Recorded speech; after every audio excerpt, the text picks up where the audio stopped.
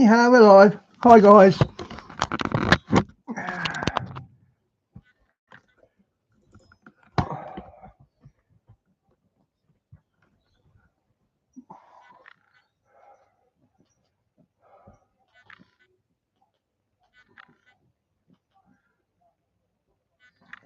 That's why some researchers and independent theorists believe it could be.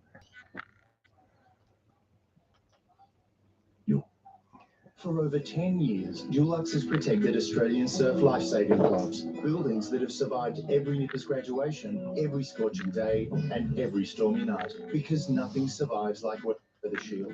Hey, Diane, I had a liver appointment yesterday. I didn't realise I was going to be so late. By the time I got back, it was too late to stream. But that's it. I don't have to stream now for another 3 months. Everything's back to normal. Worth doing. Good to see you there, Di.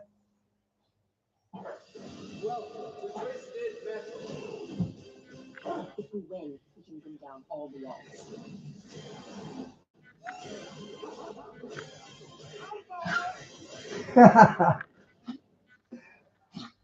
You'll hear the legends, see the evidence, and decide for yourself what Antarctica is truly hiding. Who's this mob?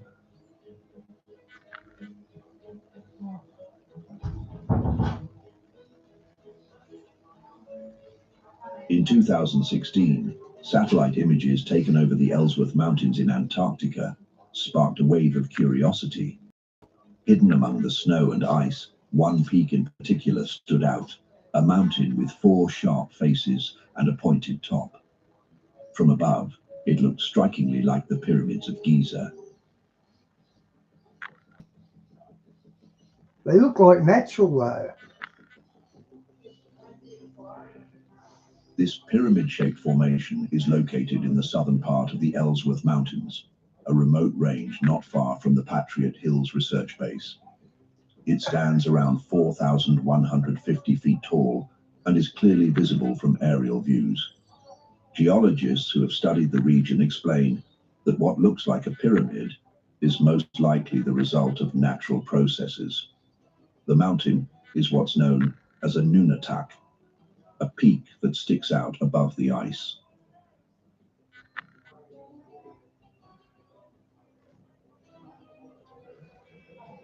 Over millions of years, strong winds, freezing temperatures, and cycles of thawing and refreezing have carved its faces into the sharp triangular shape we see today.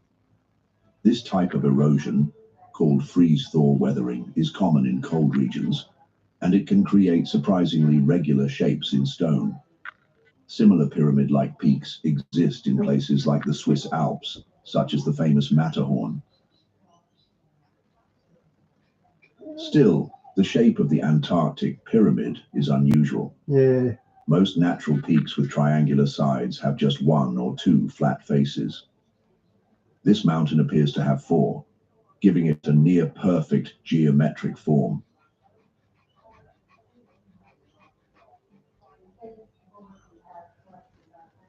Hey there, it's good to see you, mate. That's why some researchers and independent theorists believe it could be more than just a mountain. They suggest that the formation might have once been a human-made structure, possibly a pyramid, now buried under thick layers of ice.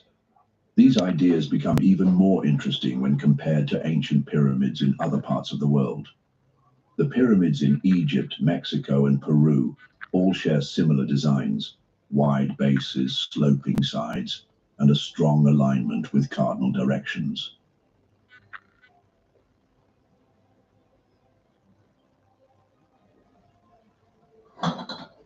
Some believe this pattern shows a shared understanding of architecture, possibly passed down from a single older source.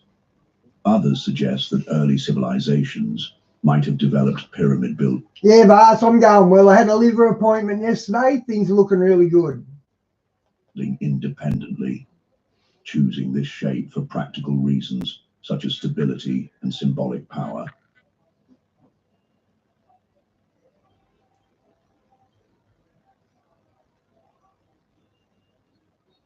A similar theory surrounds the Bosnian pyramids, where some believe large hills may be hiding the remains of stepped pyramids built in prehistoric times. Though I seen a video on that Bosnian,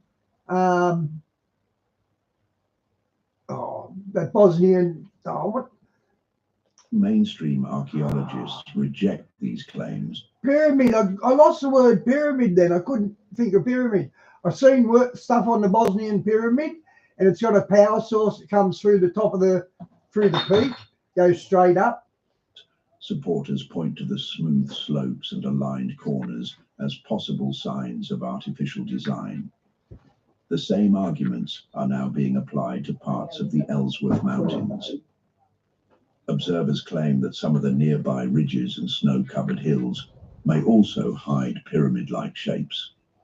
On satellite images, several peaks appear to have near symmetrical lines and square bases. Oh, that was yesterday, wasn't it, Di? Diane, that was yesterday, wasn't it, at John Powell and LA, Missouri? I was saving it to stream, so I haven't watched it yet. What makes If this gets boring, I'll switch to that next. the Antarctic formation so mysterious for scientists is the difficulty of access. The continent is covered by a massive sheet of ice, more than a mile thick in some areas. Only a small portion of the land is visible from the surface. Harsh weather, remote location, and international regulations make large-scale exploration nearly impossible. That's why the full story behind these formations remains hidden. Wow.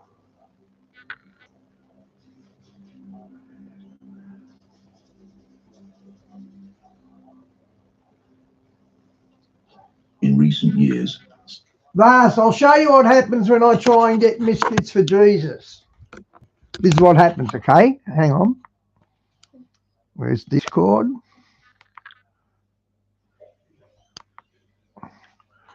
Right, there's Discord. Misfits for Jesus. Hang on.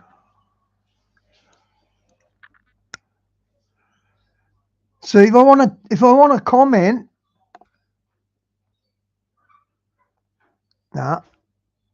Thinker server. There's Misfits for Jesus. It's actually working now. Okay, I got access to Discord again. Wow, I didn't know that. satellite technology has allowed scientists and researchers to observe Antarctica in greater detail than ever before. These high-altitude images have revealed more strange features scattered across the icy surface. Among them are large, dark shapes resembling doorways carved into mountain slopes, and even patterns that look like man-made stairs. These discoveries have puzzled many and sparked numerous discussions among researchers and theorists alike.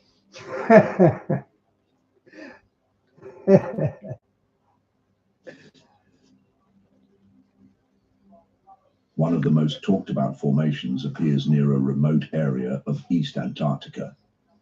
There, a large rectangular opening is clearly visible. It is positioned along a rock face, surrounded by thick layers of snow and ice.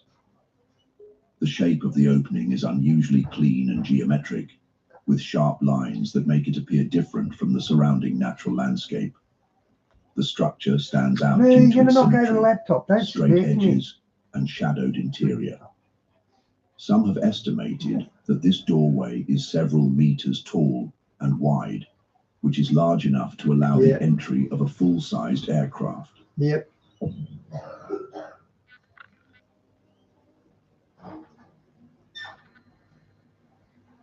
Experts in glaciology have offered natural explanations. They believe that such openings could be formed by the gradual movement of ice around rock formations, combined with strong winds and temperature changes. Over time, look, they finally figured it out. Gaps in when the snow shifts. These gaps may take on geometric appearances. Other scientists suggest that the supposed doorway may simply be the top of a ridge, exposed as ice levels lowered due to melting.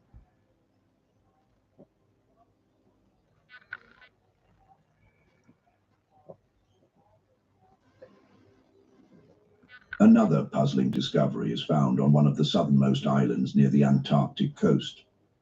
A wide cave entrance was recorded, positioned at the base of a snow-covered mountain.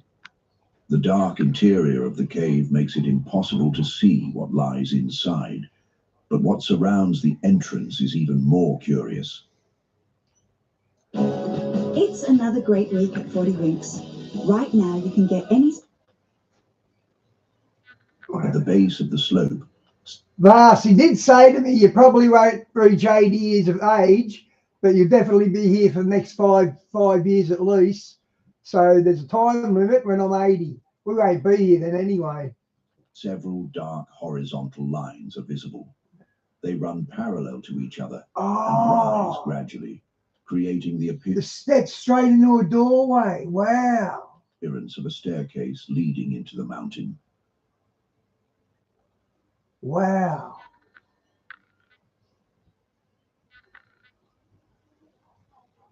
They are This steps. stair-like formation is difficult to explain by current geological models.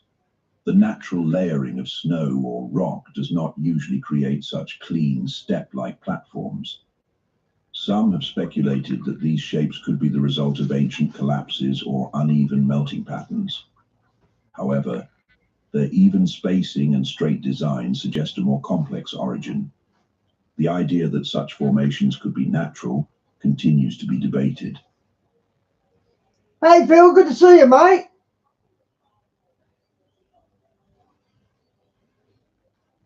What adds to the mystery is how some of these features seem to change over time. In some years, the openings and steps are clearly visible. In others, they seem to vanish beneath new layers of snow. Then, after strong winds or seasonal shifts, they reappear, sometimes with different shapes or added detail.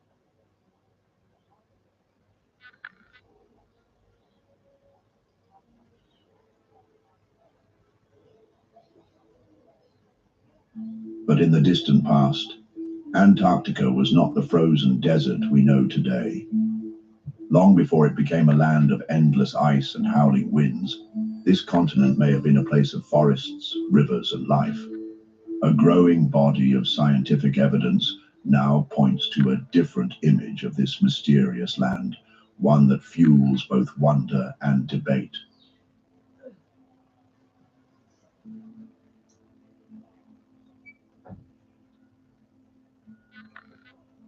For more than a century, geologists and paleobotanists have uncovered fossilized remains of forests buried deep beneath Antarctica's icy crust. In the Beardmore Glacier region, just 500 kilometers from the South Pole, members of Robert Falcon Scott's 1912 expedition discovered leaves resembling those of beech trees. Wow. Initially dismissed as an error, later studies confirmed their authenticity.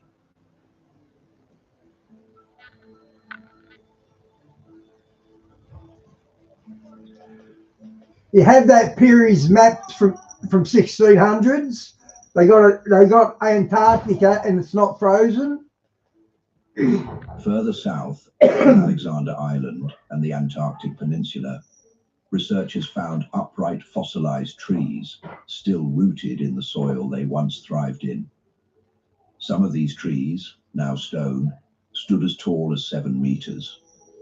Around them lay layers of ancient pollen, leaves, and organic remains of a lush, temperate rainforest that existed 100 million years ago.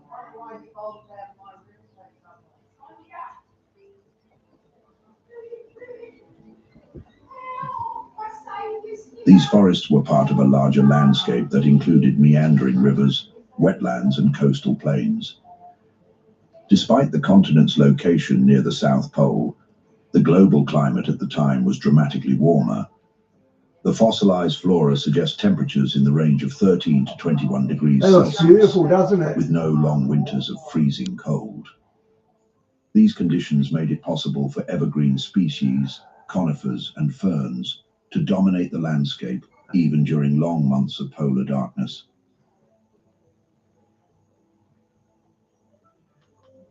We don't know about the crowns, Phil. They've been showing up for a couple of days. Diane knows how to get rid of it, but I don't want to investigate in case I don't get back to where we were. They're annoying though, these crowns. They are annoying. Recent drilling beneath the ice has confirmed what these surface fossils began to suggest. A team from Rice University uncovered ancient pollen deep within sediment layers off the coast of the Antarctic Peninsula. Their findings show that the area was covered in tundra as recently as 12 million years ago.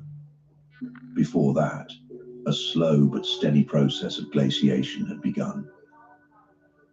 Wow, prayers for your feet, Phil. This evidence paints a clear picture.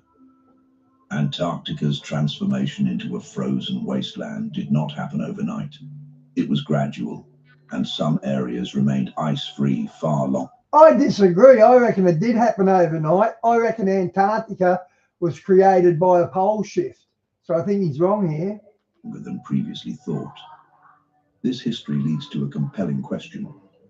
Could there have been enough time and enough favorable conditions for early human or pre-human civilizations to exist on this continent?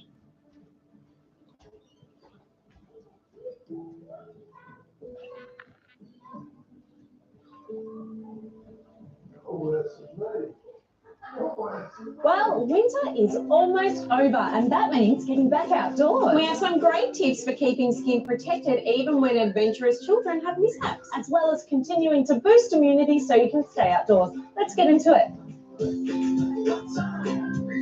What's all in the warehouse? As all parents with kids know, accidents happen. Carla, what antiseptic should we add to the family's first aid kit? try Cristoderm 10 gram from Chemist Warehouse. It's a first aid antiseptic that helps treat and prevent infection in minor cuts, wounds and abrasions. Plus, it doesn't sting or stain clothes. Wow, how does it work? This clever cream contains lipid-stabilized hydrogen peroxide for broad-spectrum efficacy against viruses, bacteria, yeasts, and bacterial spores. Amazing. So just apply a thin layer to the clean affected areas 2 to 3 times a day. Accidents happen, so keep Cristoderm 10 gram handy. Just $7.99 at Chemist Warehouse. And always be ready for that next bump, cut or scrape. What's all in the warehouse? Oink, oink.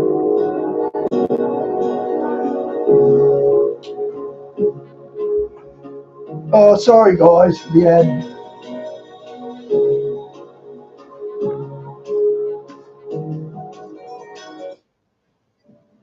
Mainstream archaeology strongly rejects this idea. The current scientific consensus is that Homo sapiens have only Yeah, Diane, I'm not game to touch it. existed for about 300,000 years, and the Antarctic ice sheets have been in place for far longer, more than 14 million years based on the oldest known samples. And yet, isolated reports and controversial discoveries continue to stir debate.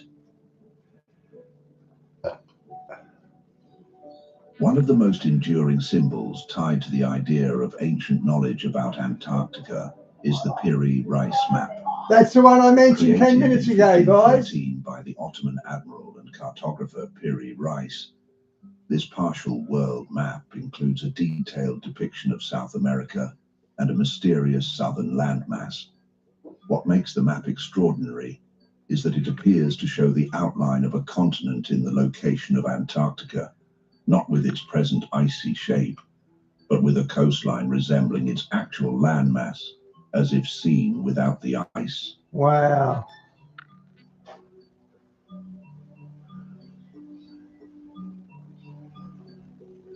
Supporters of the theory claim that such accuracy would have been impossible in the 16th century without access to much older sources. Yeah, didn't I, Vas? The Piri-Reis map, according to this view, may have been compiled using documents from a lost civilization with advanced knowledge of geography and exploration. This idea was popularized by historian Charles Hapgood, who argued that a prehistoric seafaring culture mapped the world's coastlines, including a then ice-free Antarctica, thousands of years before modern history began. I wonder if they're getting at Antarctica or Antarctica. Hapgood's theories, while widely criticized in academic circles, gained traction in popular culture. Oh, guys, and you know what the little specialist did say? He said sometimes you lose your track of thought, and that's been happening. Yeah, so he was right. He suggested that the Piri race map might reflect Antarctica as it looked during the last ice age. Yeah, that's what I was going to say. Is Antarctica getting confused with Atlantis? Are they one and the same or not? I wonder. Possibly around 10,000 to 4,000 BC, a time when, he believed, parts of the continent could have been free of ice.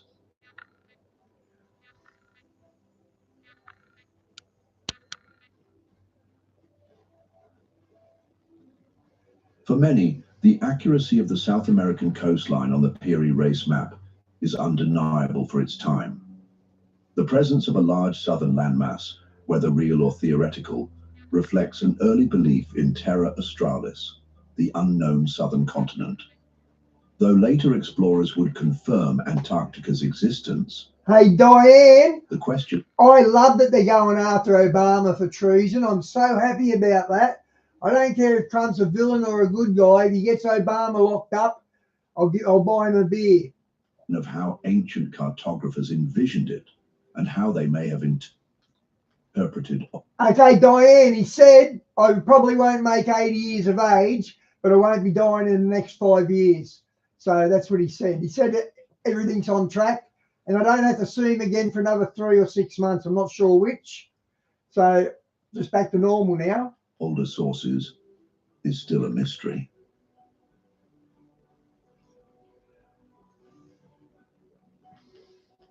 Phil, I get gout in my elbows. That's agony. Look at that. Adding to the intrigue, modern imaging technology has recently revealed vast ancient landscapes beneath Antarctica's thick ice cover. In East Antarctica, scientists use satellite data and ice-penetrating radar to map a region of buried valleys and ridges the size of Belgium.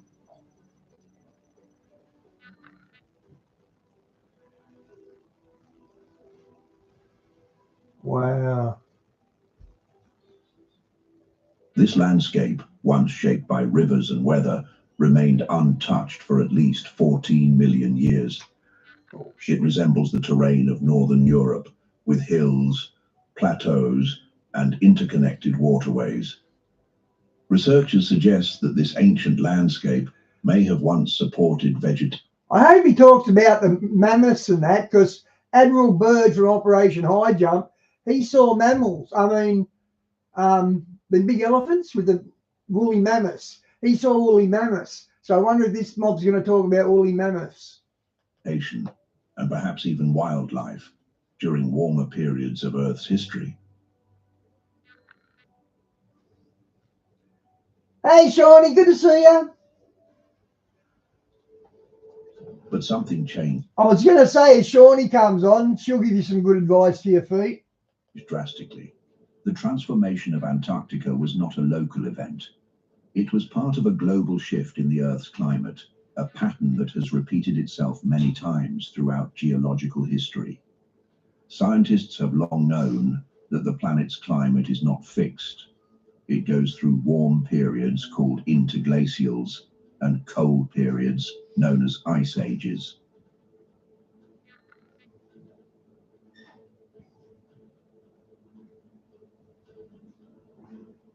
The last major ice age began around 2.6 million years ago and reached its peak about 20,000 years ago.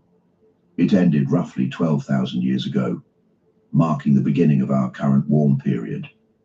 During these cycles, entire regions of the Earth can become unrecognizable.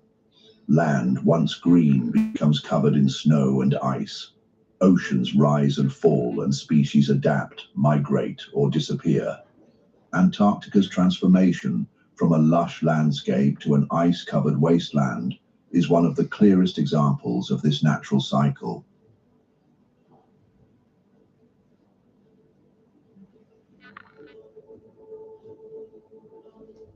But there is another factor that may have played a role in this dramatic shift: the movement of Earth's axis.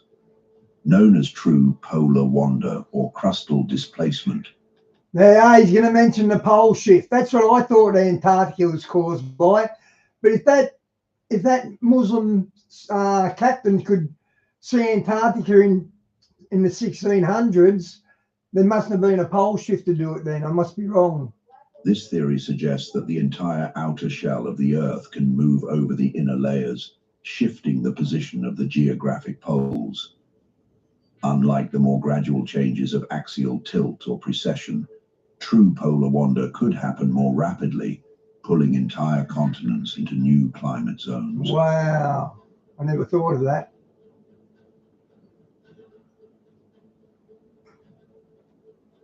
If such an event occurred in Earth's past, it could explain how Antarctica moved from a temperate zone to the South Pole. While this theory remains debated in scientific circles, there is evidence that the Earth's crust has indeed shifted in the past. Yep. Some studies of rock formations and ancient shorelines suggest that parts of the Earth's surface have relocated over time. Not over time, it could happen overnight. Among the more speculative ideas surrounding such shifts. Okay, this is Ed Casey. I was into him when I was young.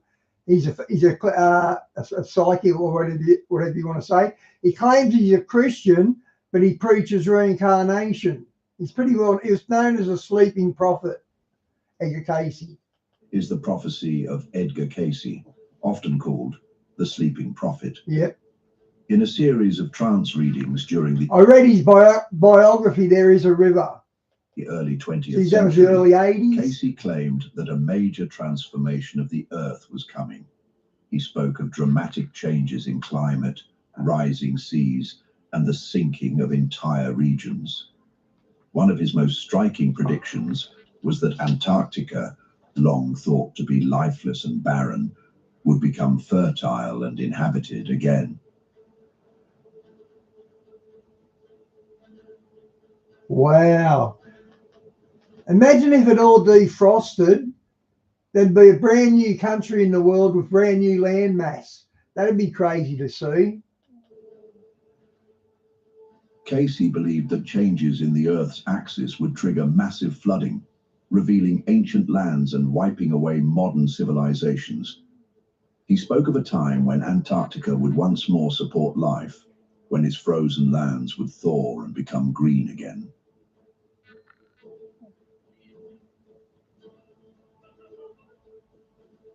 That's a beautiful shot.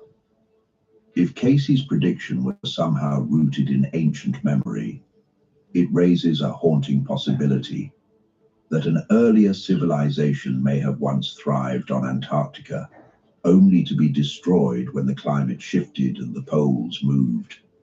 Could the ice be hiding not just... So I think Planet X caused Noah's flood. I don't think it comes around as often as you think. I might be wrong though.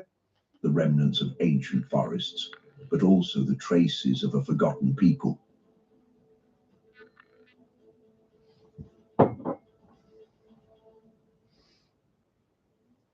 Jack Daniels starts here. From cave spring water to sugar maple charcoal to smooth Tennessee whiskey. Made by those who pour everything into their craft. That's what makes Jack, Jack.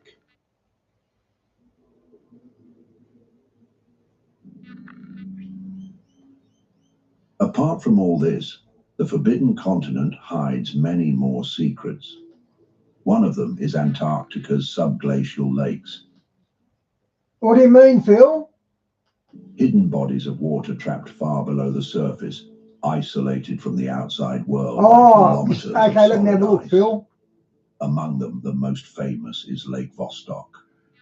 This vast freshwater lake is buried nearly 4,000 meters beneath the East Antarctic ice sheet. Oh, man. They look sore, Phil. Check this out, guys.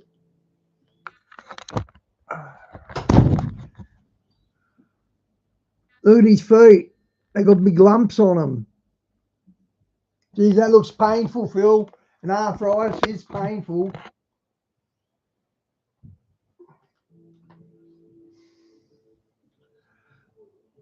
Lake Vostok has been sealed off for possibly 15 to 25 million years.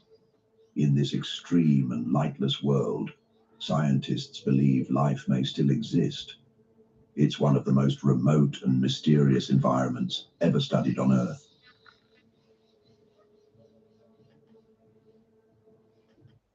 Okay, this isn't really telling us any esoteric things, is it?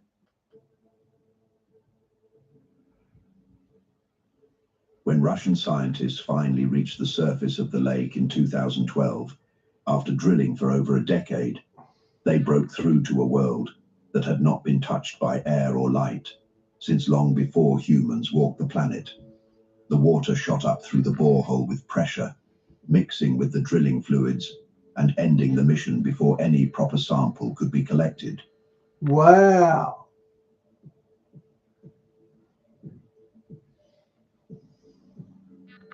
Lake Vostok is not alone.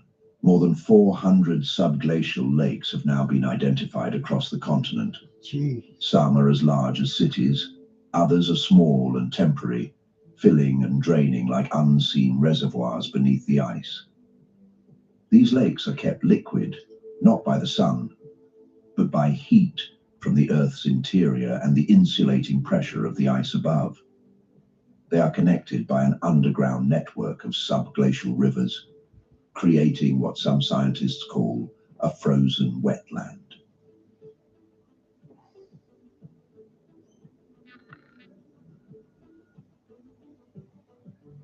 In recent years, expeditions have reached a few of these lakes. Lake Mercer, located beneath the West Antarctic ice sheet, revealed something extraordinary.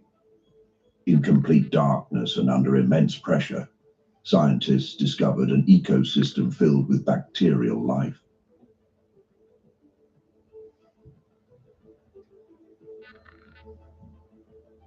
Despite the lack of sunlight, oxygen, and surface nutrients, these microorganisms were not only alive but thriving.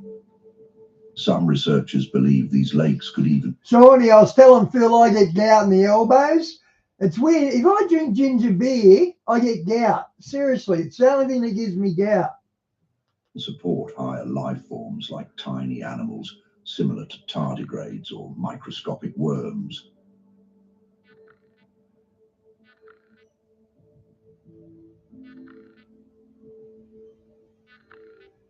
Even more astonishing was the discovery of Lake Enigma. This ice-covered lake has strange structures and rich microbial mats that look like carpets and tree-like formations on the lake bed. These ecosystems include bacteria that had never been seen in such environments before. Some of them survive by forming relationships with other microbes, either cooperative or parasitic. It's a level of biological complexity that surprised even the most experienced researchers.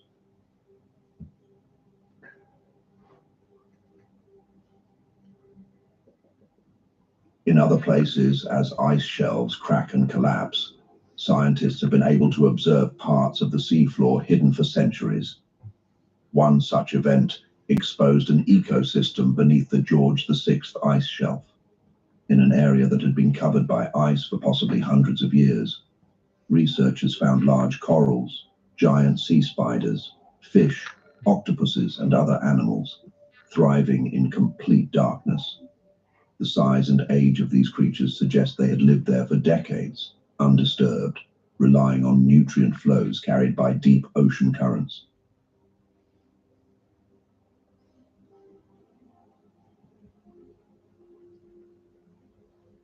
In another instance, while drilling into the Filchner-Ronne ice shelf, a research team accidentally discovered a boulder on the seafloor. covered in stationary animals like sponges and other unknown filter feeders. These creatures were found 260 kilometers from the nearest source of sunlight, in a location where scientists never expected life to exist. Somehow, they were feeding, growing, and surviving in conditions thought to be completely hostile to life. Their food must have traveled immense distances on slow ocean currents, yet it was enough to sustain them.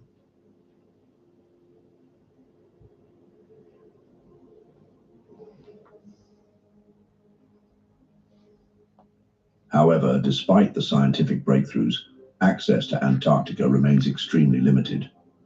Harsh conditions, political agreements, and environmental protections make large-scale exploration nearly impossible. Phil, is there much they can do about arthritis, or are you at its mercy? Most of the continent is still untouched. Vast regions remain Hey, unexplored. penguins! And yet, from the few windows scientists have opened into this frozen world, it's clear that Antarctica is not dead.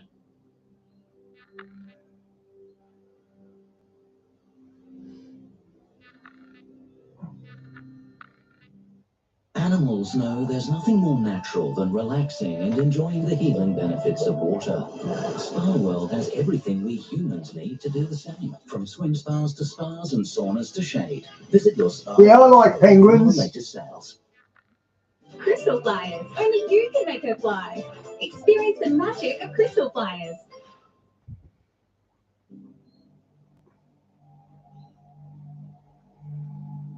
One of the things that no scientist expected to see in the white expanse of snow and ice is a bright red waterfall. Deep in the McMurdo dry valleys of Antarctica, this is exactly what flows from the front of the Taylor Glacier. Wow. Known as blood falls, this vivid and surreal feature is one of the strangest natural phenomena on the frozen continent. Its color is so intense and unusual that for decades it stood as one of the most haunting and unexplained sights in Antarctica.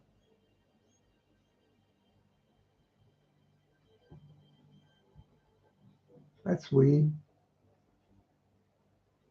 At first glance, Blood Falls looks like something out of a science fiction story, as though the glacier itself is bleeding. The waterfall stands 5 stories high. And God does turn the water into blood in the tribulation, so here's a bit of a prelude to it, maybe. Its deep red hue appears to stain the surrounding ice like an open wound. Yeah, it does. Surrounded by one of the driest and coldest deserts on Earth, this scarlet outflow is not only shocking in appearance, but also in what it represents. What?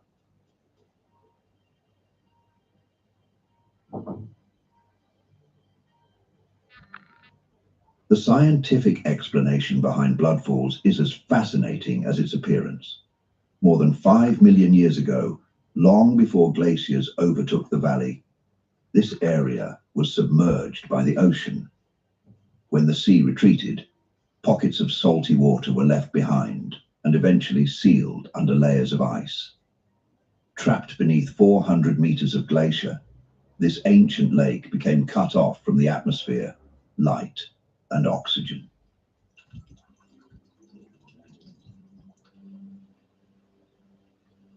It's ugly.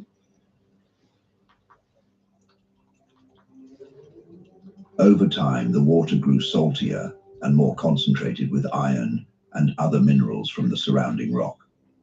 Today, pressure beneath the glacier pushes this iron-rich, highly saline water through a fissure in the ice. When it reaches the surface and is exposed to the oxygen in the air, the iron oxidizes in a process similar to rusting and turns a deep red. The result is the natural yet bizarre appearance of what looks like blood flowing from within the glacier.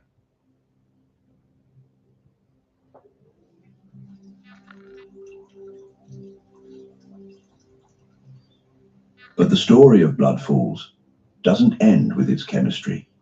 Hidden within its iron-rich waters is an isolated ecosystem of microscopic life. Scientists have discovered extremophile microorganisms that survive in complete darkness and without oxygen, feeding instead on iron and sulfur. These microbes have evolved in extreme isolation, offering rare insight into how life can exist in the harshest environments on Earth, and possibly in similar conditions on icy worlds like Europa or Enceladus.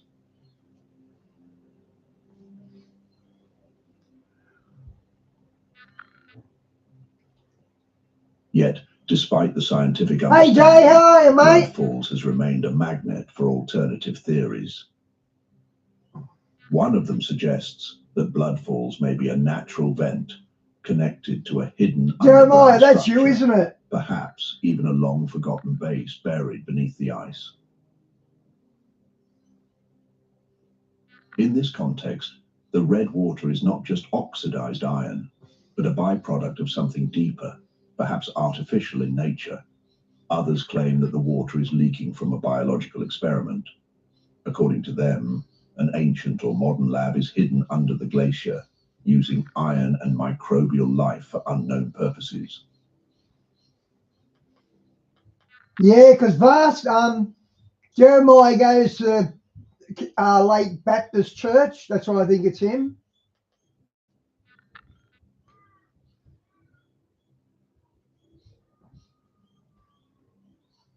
Although scientists continue to work tirelessly to explain the mysteries of Antarctica, there remain stories that defy logic Prayers for your health, mate. and challenge what we know. How's the boys going? Beyond the glaciers and subglacial lakes, beyond the fossils and ancient landscapes, lie stories that suggest this frozen land may still hold secrets far stranger than science has yet acknowledged.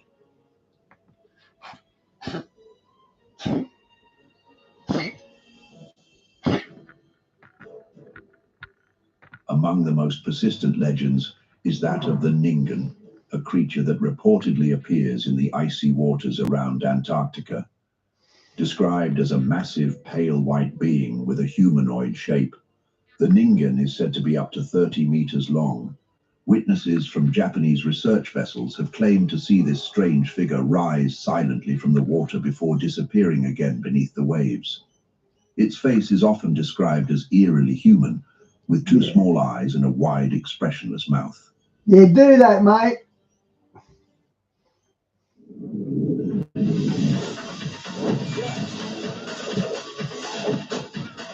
Life's messy. For a superior washable finish, choose Dulux Wash and Wear. Worth doing, worth Dulux.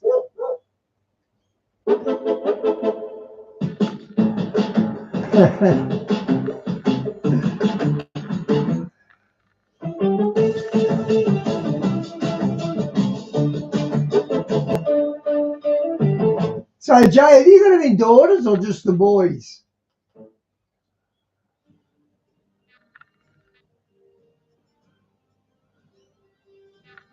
Some versions of the story depict the Ningen with arms and hands. Others describe it more like a smooth, finned sea creature, barely distinguishable from the icebergs that drift nearby. The first modern mention of the Ningen appeared in Japanese online forums in the early 2000s, but the legend quickly took hold in popular culture. So, that might be the original abominable snowman. Oh, don't worry. some believe the creature may be an unknown form of marine life, perhaps a relic from a time when Antarctica was warm and full of life.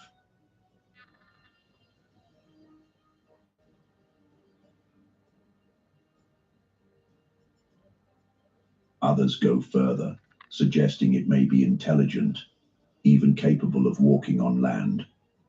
There are even those who speculate that governments know more about the Ningen than they admit, and that the creature's existence is deliberately kept secret due to its potential scientific or strategic significance.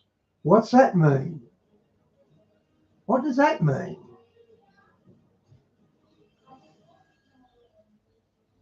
Another creature of legend, far older and more widespread, is the Kraken.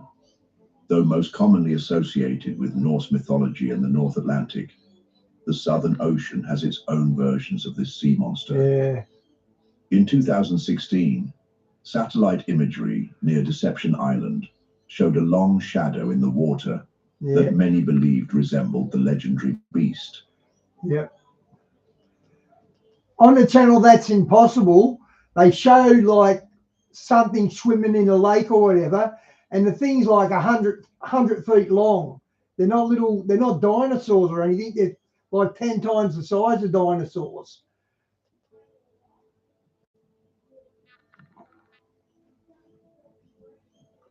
While scientists identified the object as a sea stack, a rock formation rising from the ocean, the resemblance was enough. Given that colossal squid, the largest of their kind, inhabit these depths, it is not hard to understand why the idea of giant sea creatures continues to flourish in the Antarctic's dark waters.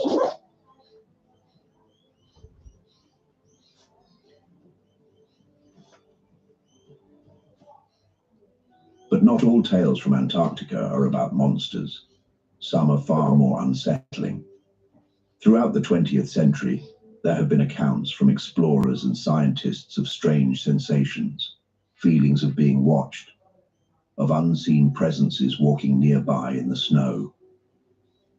The continent's long winters of complete darkness and the extreme isolation of remote research stations create an atmosphere ripe for the paranormal.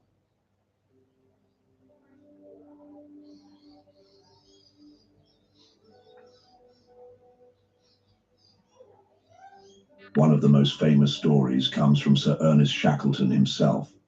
He was the legendary British explorer who led multiple expeditions to Antarctica during the heroic age of Antarctic exploration. In 1916, during a desperate trek across South Georgia Island, They got he frozen reported the in. sensation that a fourth member was walking with his small group, even though only 3 were present. Later, Wow. both of his companions confirmed they had felt the same. Wow. What the hell was that? Come in. Other stories are darker. One of the most enduring tales dates back to the early 1840s.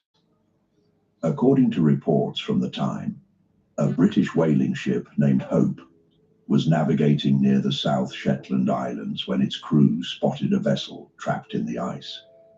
Upon approach, they discovered a schooner identified as the Jenny, frozen solid in the surrounding pack ice. Anyone alive? What they found inside would mark the story as one of the most unsettling in polar lore. The crew of the Jenny was reportedly still on board, dead, but frozen in place, upright at their stations. According to entries in the ship's logbook, the final message had been written by the captain himself. May 4th, 1823. No food for 71 days. I am the only one left alive. The Hope documented the discovery, but left the vessel undisturbed. Wow, what a horrible way to go. Locked in the ice. The Jenny was never seen again. Well, Di. Another frequently recounted account comes from one of the driest places on Earth, the McMurdo Dry Valleys. Scattered across this cold desert are a number of abandoned huts and outposts left behind by early expeditions. Over the decades, personnel stationed nearby have occasionally reported hearing unexplained noises, footsteps in the snow, doors creaking open, and voices carried by the wind. According to some accounts, researchers who entered one such hut claimed to feel a strange presence, as if being watched. Others reported tools going missing, only to reappear later in the exact spot they were last seen.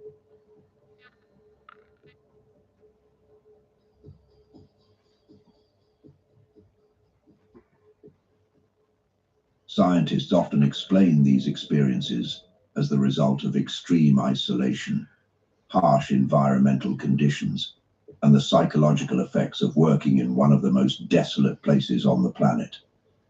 Prolonged exposure to silence, cold, and endless daylight or darkness can affect the human mind, leading to auditory illusions and feelings of unease. Still, not everyone accepts this explanation. For them, the fact that the eerie and unexplained blood falls is located in this very same region feels like too much of a coincidence. I can't with Ladbrokes because Form Genius makes getting form easy. Even easier than Peter Moody teaching a horse how to win.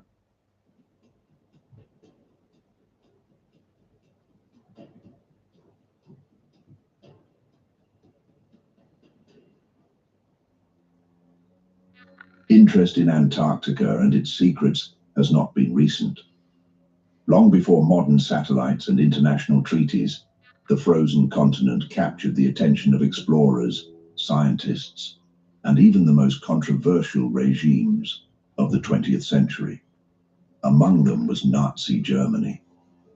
In the years leading up to the Second World War, the Antarctic frontier became the focus of an ambitious and largely forgotten expedition that would later become the center of countless theories. I was wondering when they were going to get the good stuff.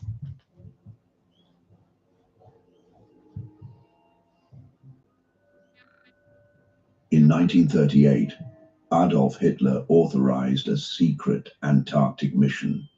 The goal, on the surface, was resource-based. Germany, preparing for the possibility of war, was searching for ways to reduce its dependence on foreign imports. Whale oil, essential for producing margarine, soap, and other fat-based products, was in high demand.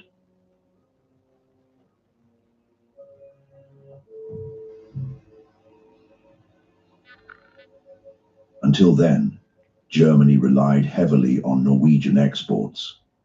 But Hitler's war plan needed self-sufficiency, and for that, the Southern Ocean offered potential.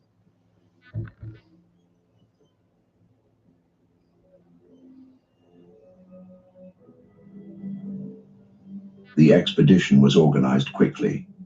On December 17, 1938, the vessel MS Schwabenland left the port of Hamburg.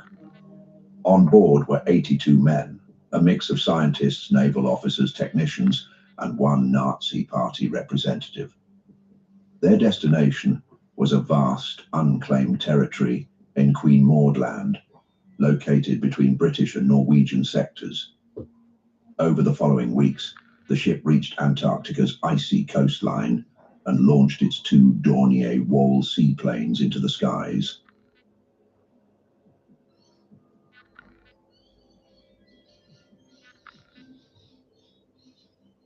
The aircraft surveyed enormous stretches of land, dropping aluminum darts marked with swastikas to assert territorial claim.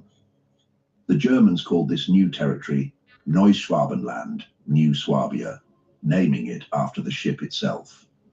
In total, the expedition mapped over 600,000 square kilometers, significantly expanding the known geography of that part of the continent.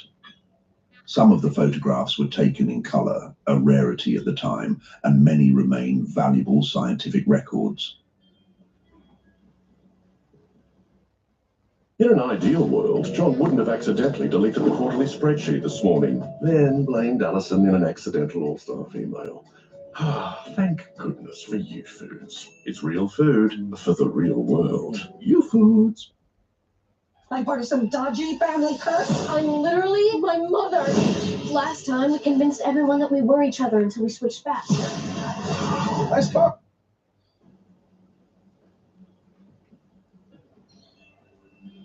Officially, the mission ended in February 1939, just months before the outbreak of war. The Schwabenland returned to Hamburg, carrying thousands of aerial photographs and geological observations. Much of the collected data, however, was either lost in the chaos of the war or remained unpublished for decades. Some documents surfaced only in the late 1950s. The rest, according to some researchers, may have been deliberately hidden.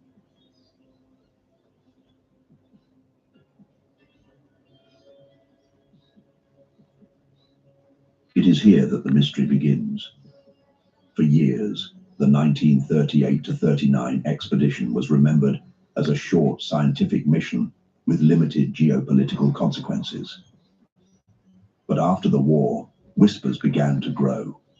Questions were raised about what the Nazis truly hoped to find or build in Antarctica. In the shadow of global conflict and in the wake of the Holocaust, a new narrative began to emerge.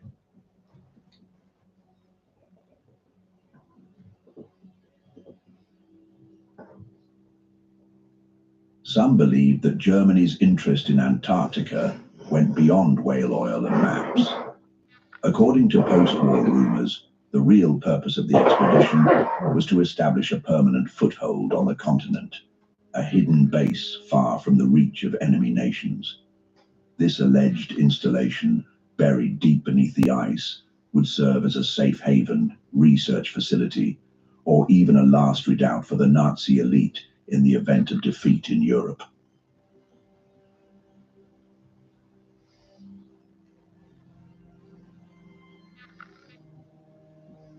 The idea of secret Nazi bases beneath Antarctica may sound improbable, yet a few events fed these suspicions. In July 1945, just 2 months after Germany's surrender, the German submarine U-530 appeared unexpectedly at the Argentine naval base of Mar del Plata. The next month, another submarine, U-977, arrived under similar mysterious circumstances.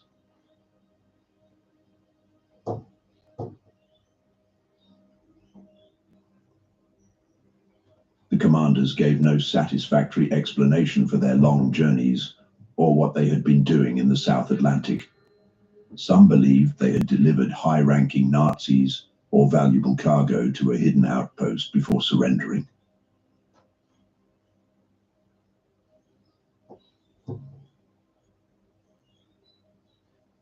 To this day, no physical evidence of a Nazi base in Antarctica has ever been found.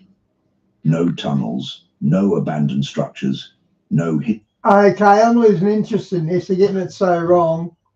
Diane, what was that link you posted before? Do you mind posting it again and I'll put that on? Chamber. Because these guys are wrong. This is controlled info. Was carved into the bedrock. But parts of Neuschwabenland, especially the Schermacher oasis, first spotted by the Germans, remain active scientific zones. The region now hosts international research stations, including those of Russia and India.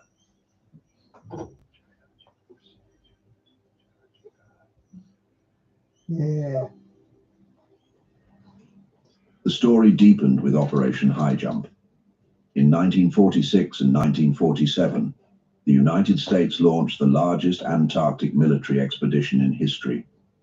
Led by Admiral Richard E. Byrd, it involved over 4,700 men, 13 ships, and dozens of aircraft. Officially, it was a scientific mission aimed at training and mapping. But the scale and urgency of the operation sparked speculation that the US Navy was responding to more than just geography. Yep. Some theorists suggest that Byrd's fleet was sent to investigate or eliminate a Nazi presence. Oh, that's right. Yeah, thanks, Di.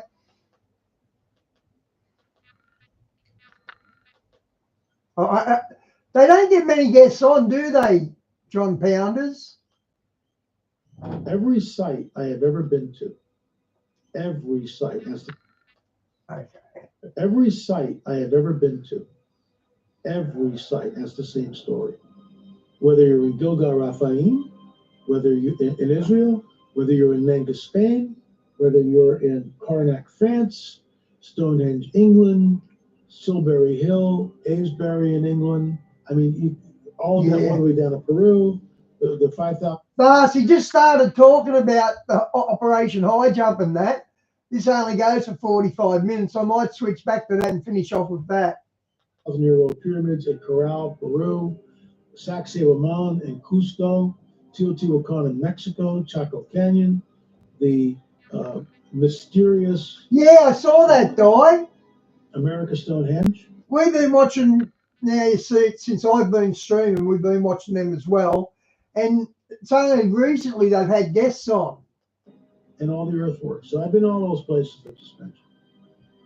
They all have the same underlying theme. Everyone just vanishes.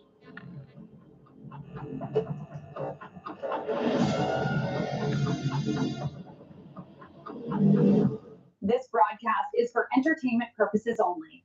Thank you for watching Now You See TV.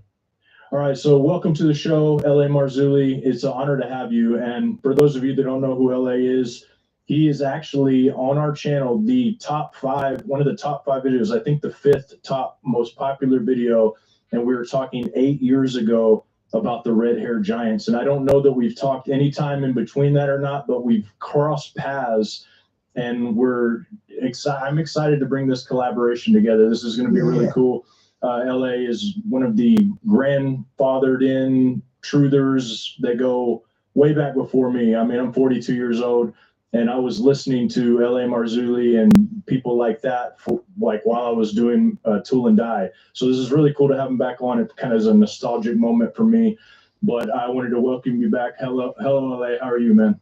I'm doing good. Great to be here, John. Thanks for having me back on. Appreciate it.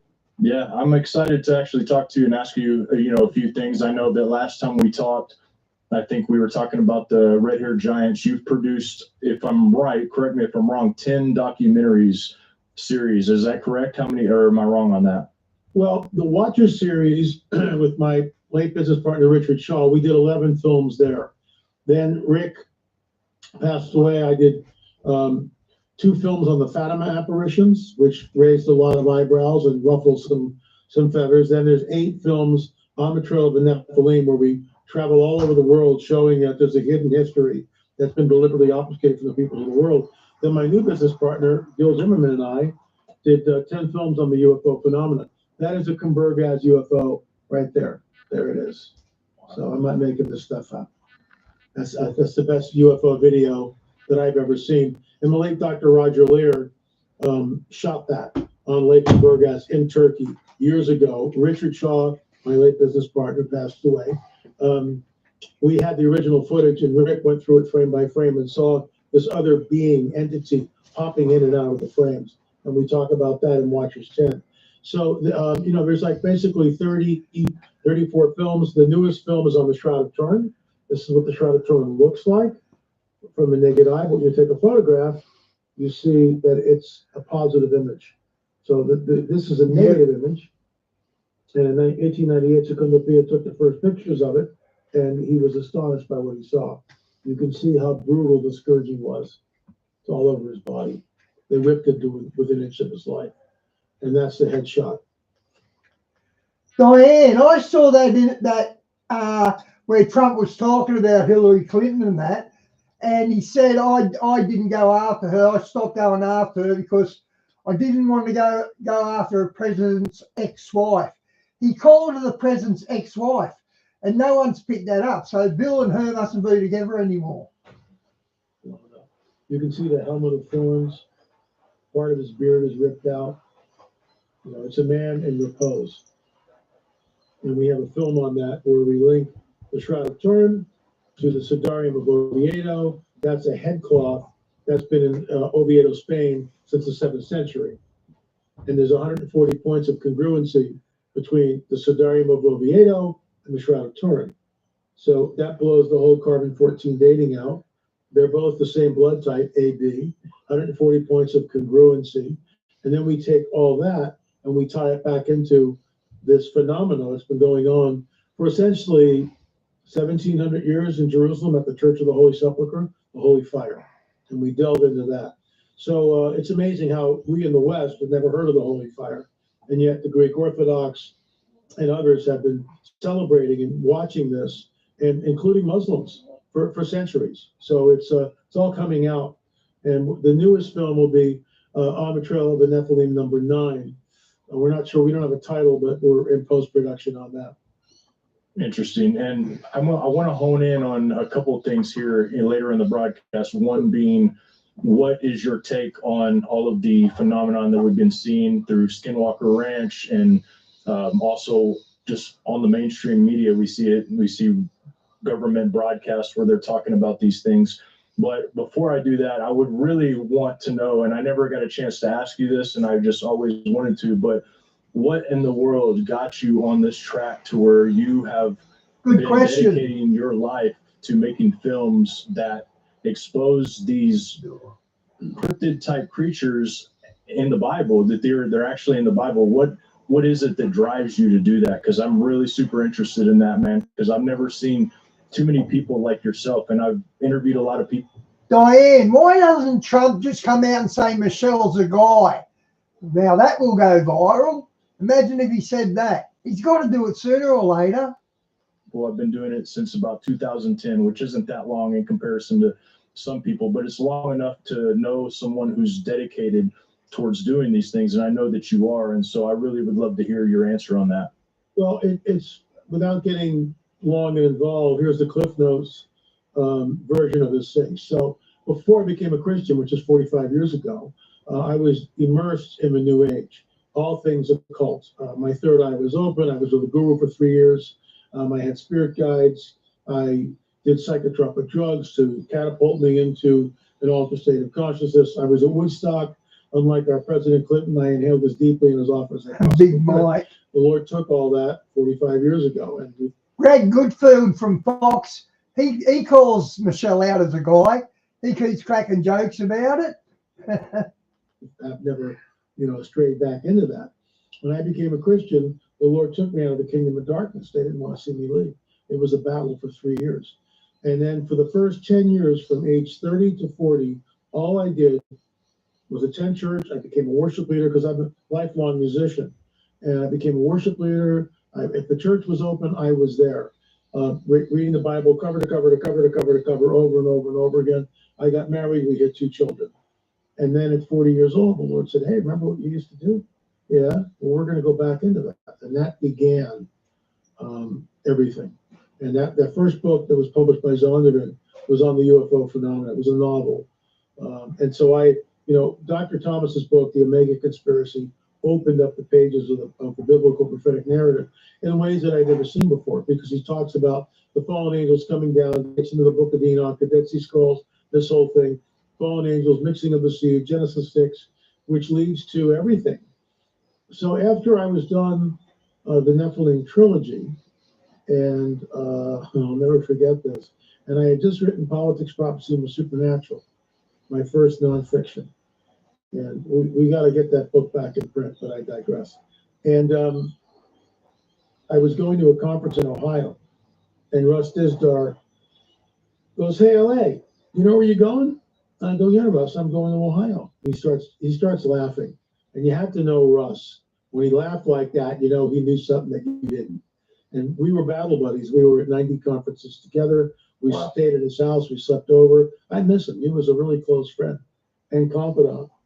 And he goes, are you buying your computer? I go, yeah. And he goes, look up Fallen Angels in the Ohio Valley, the Nephilim Chronicles. I go, what? He goes, Fritz Zimmerman, Fallen Angels in the Ohio Valley, the Nephilim Chronicles. And there it is. I order it immediately. I've got a 5-hour plane ride to Ohio the next day. So I get the PDF. I order the hard copy too, but I'm reading the PDF on the plane. I basically read the whole thing in one sitting. So now we're at the conference. I'm with my driver taking me from the hotel to the conference. And I go, hey, have you ever heard about this great circle mound? Are we near it? He goes, yeah, we've been going by it. I go, you're kidding me. He goes, no, right up here about a mile. It's on the right-hand side. Sure enough, we passed by. There's the sign, Newark Earthworks. I go, look, I got free time tomorrow. It's Sunday. Drop me off. He goes, sure. Next day, around 3 o'clock, 4 o'clock in the afternoon, he drops me off. I said, give me a couple hours here. I'll see you back in the parking lot. Nobody there. John, there's nobody there. Parking lot's empty. I walk up the 4-foot wide asphalt path, which takes you to the site. To the left of me is this huge berm of dirt. I recognize it as the side of the circle mound. And I get up to the top. I look to the right. There's this little small museum. It's closed.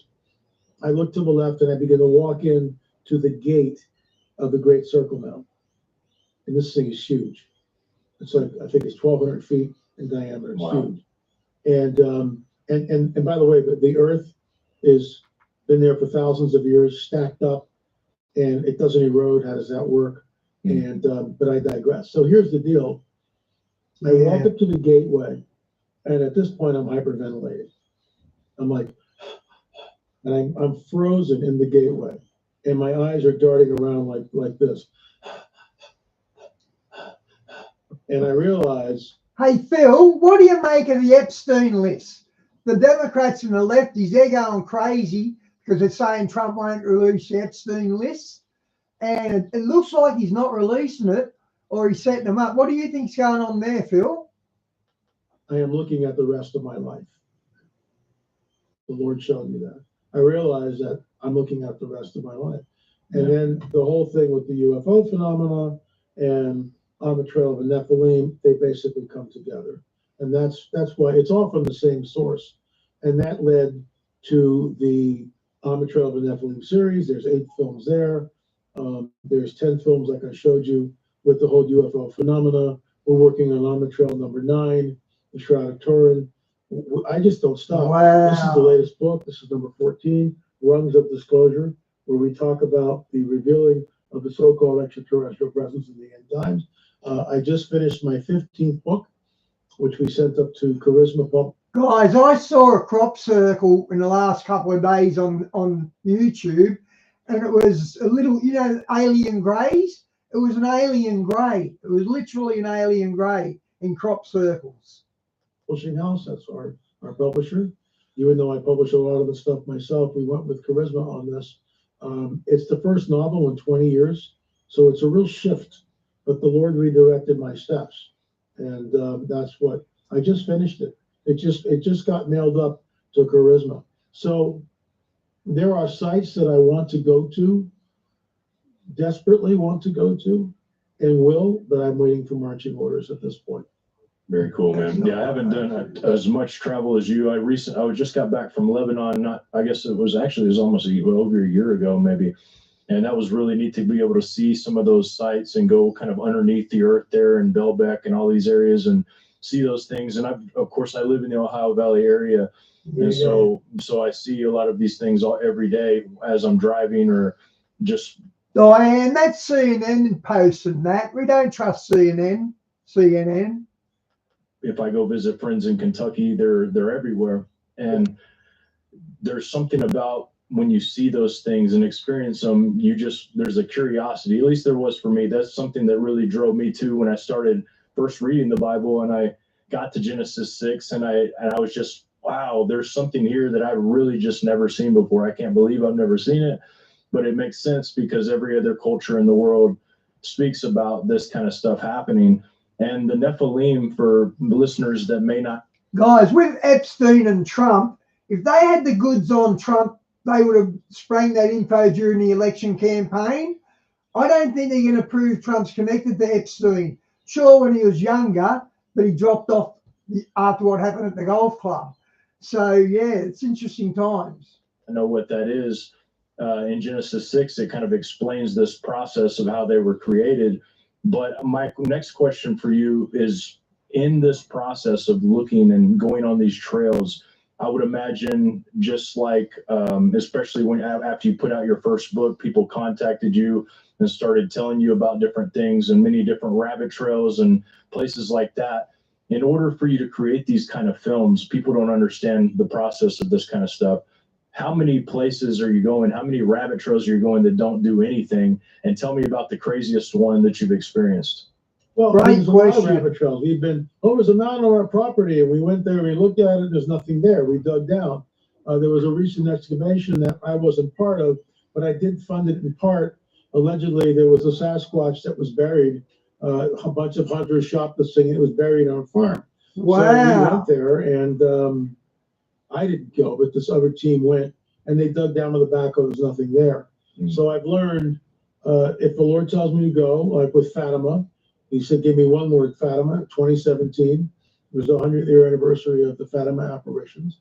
And we went over there, and everything was just given to us. We met with the creme de la creme of people who do not believe in the Catholic version of the events of Fatima. They just don't. And I've gone toe-to-toe with some of these guys. And, I say, well, what about the fourth witness? What do you mean the fourth witness? They've never done the deep dive like we have. And that's why we have 2 films on it. This was not Mary of the Bible, in my opinion. So what do you think? What do you think it was? Of the UFO event. This has been going on forever. The goddess Mora was the ancient goddess of Portugal, and she would appear as a beautiful woman. She would seduce the men. The men would have her way, have their way with her, and then she would turn into a serpent and devour them. Mm-hmm. And that goddess, it's not a good date at all, is what that is. Day. And that goddess has never been deposed in Portugal. That's the goddess, which is still worshipped, by the way. There are still serpent cults in the northern part of Portugal. So, Catholic Church, can say what they want. You've got the fourth witness, you've got the goddess, ancient goddess worship, you've got the three people the kids who saw this thing, and it was a lady. She never said, I'm Mary. She never said, I'm from heaven. She said, I'm from the sky. This is all in the handwritten documents. This is why we made 2 films on it. It goes against the narrative. Look, if it was Mary the Bible, great. But it wasn't Mary. Diane, then links are from fake news channels, though. Show us where Fox News is saying something like that. The Bible. And when this thing flew over the crowd, they're the fake news channels. It was a UFO event. How many people, men of letters, look up and they say this? I looked up and saw what?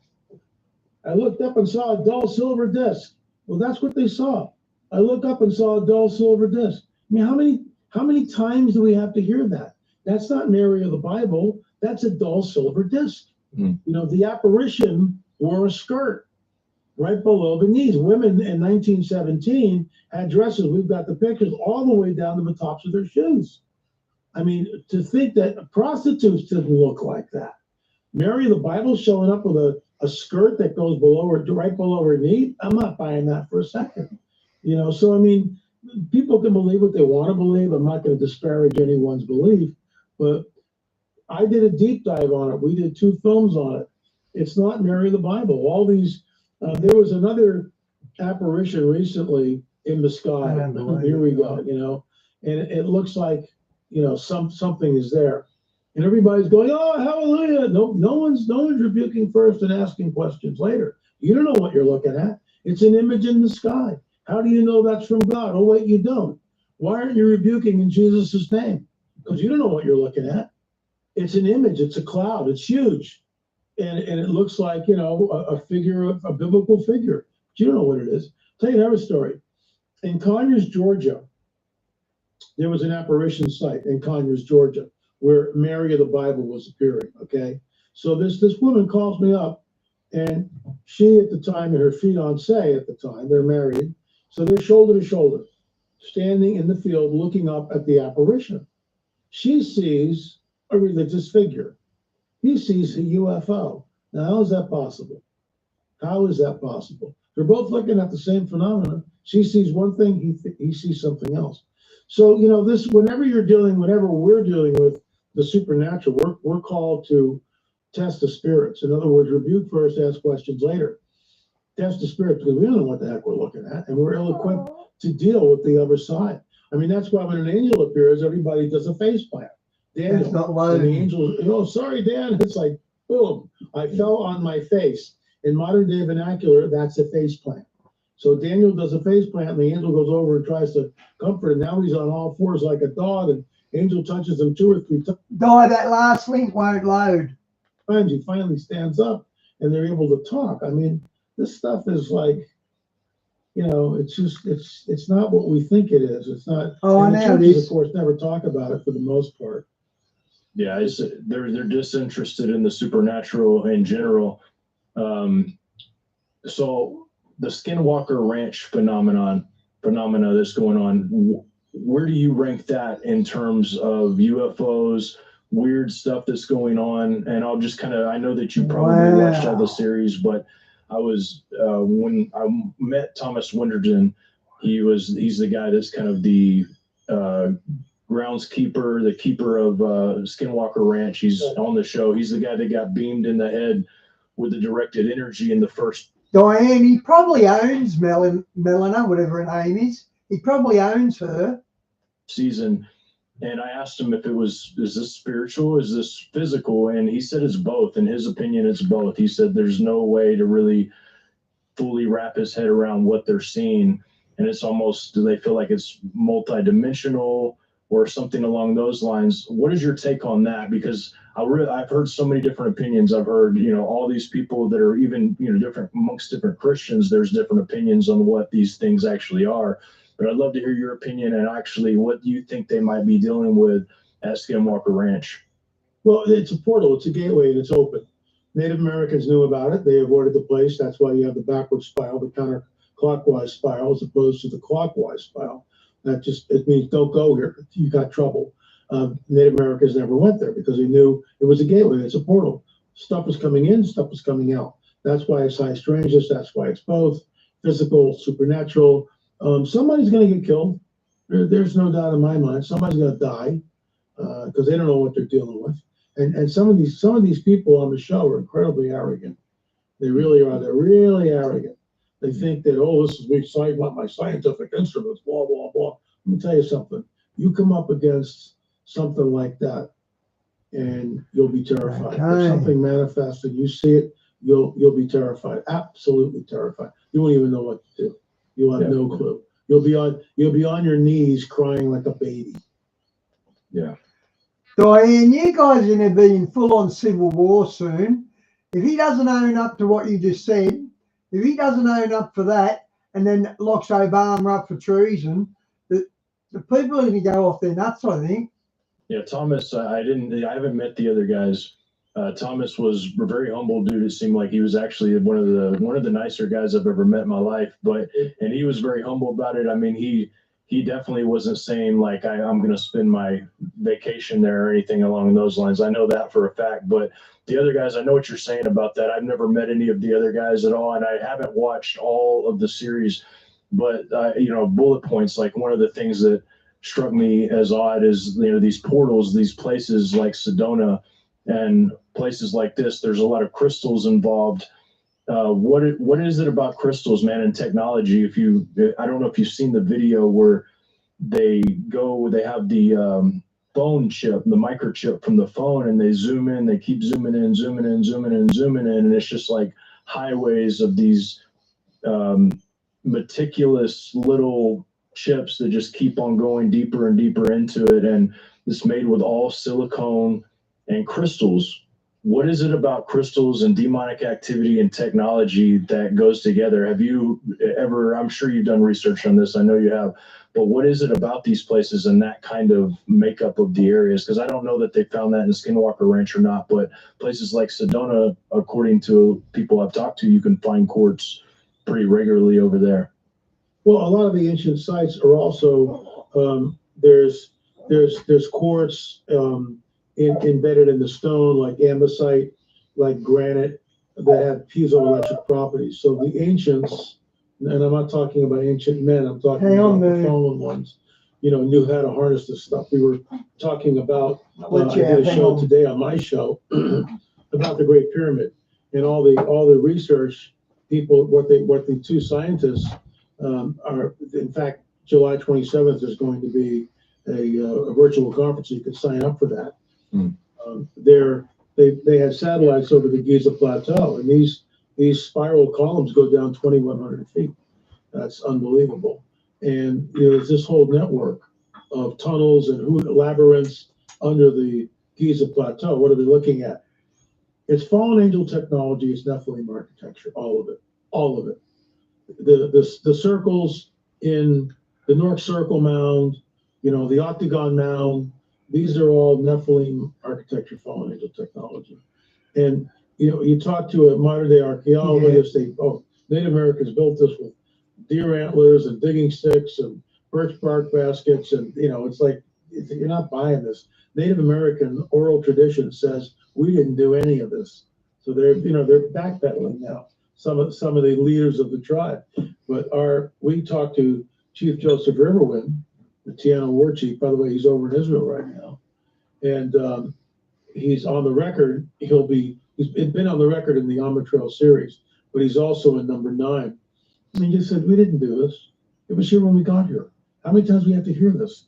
But if you say that, then you're a racist. Meanwhile, the mainstream archaeologists, the standard, status quo for them would be, oh, the Native Americans built them, they just forgot that they had done so. But that's not what the Native American tradition is sacrosanct to all the tribes talk about. We didn't do this, sure, when we got here. And so we've actually had quotes, I won't disparage anyone, from chiefs of tribes stating on the record, we didn't do it, sure, when we got here. So what's the truth? What's the truth? Well, what happened to them, in your opinion? Where'd they go? Well, this is a whole adventure, which I have. I'm just waiting for marching orders. It's just the Lord has kind of had us focus on the daily show, on the YouTube show, and the reason for this is we go, and I'm not sidestepping the question. I'll get there in a second. We have 10,000, 30,000, 50,000 views for one show. I fly, takes 4 or 5 days. I'm on the road. Let's say I leave on Thursday, speak Friday, Saturday, and Sunday. Stay on the right? So for Friday, Saturday, Sunday, come back Monday. It's 5 days. I'm done. So I got to make up the shows. I never get a day off. I speak to 300 to 500 people. Meanwhile, our YouTube show is getting 5, 10, 15, 30,000 views. So it makes no sense. The Lord showed me that. So we basically bowed out of 14, 15 conferences this year alone. And we're redirecting our steps. I'm waiting for marching orders, and I probably won't get them until we get this next film done, because the Lord's going, your plate is full, and you want to go out and do more? Your plate, deal with what you got here. Eat what's on your plate first, then we'll do something. So I'm trying to be patient.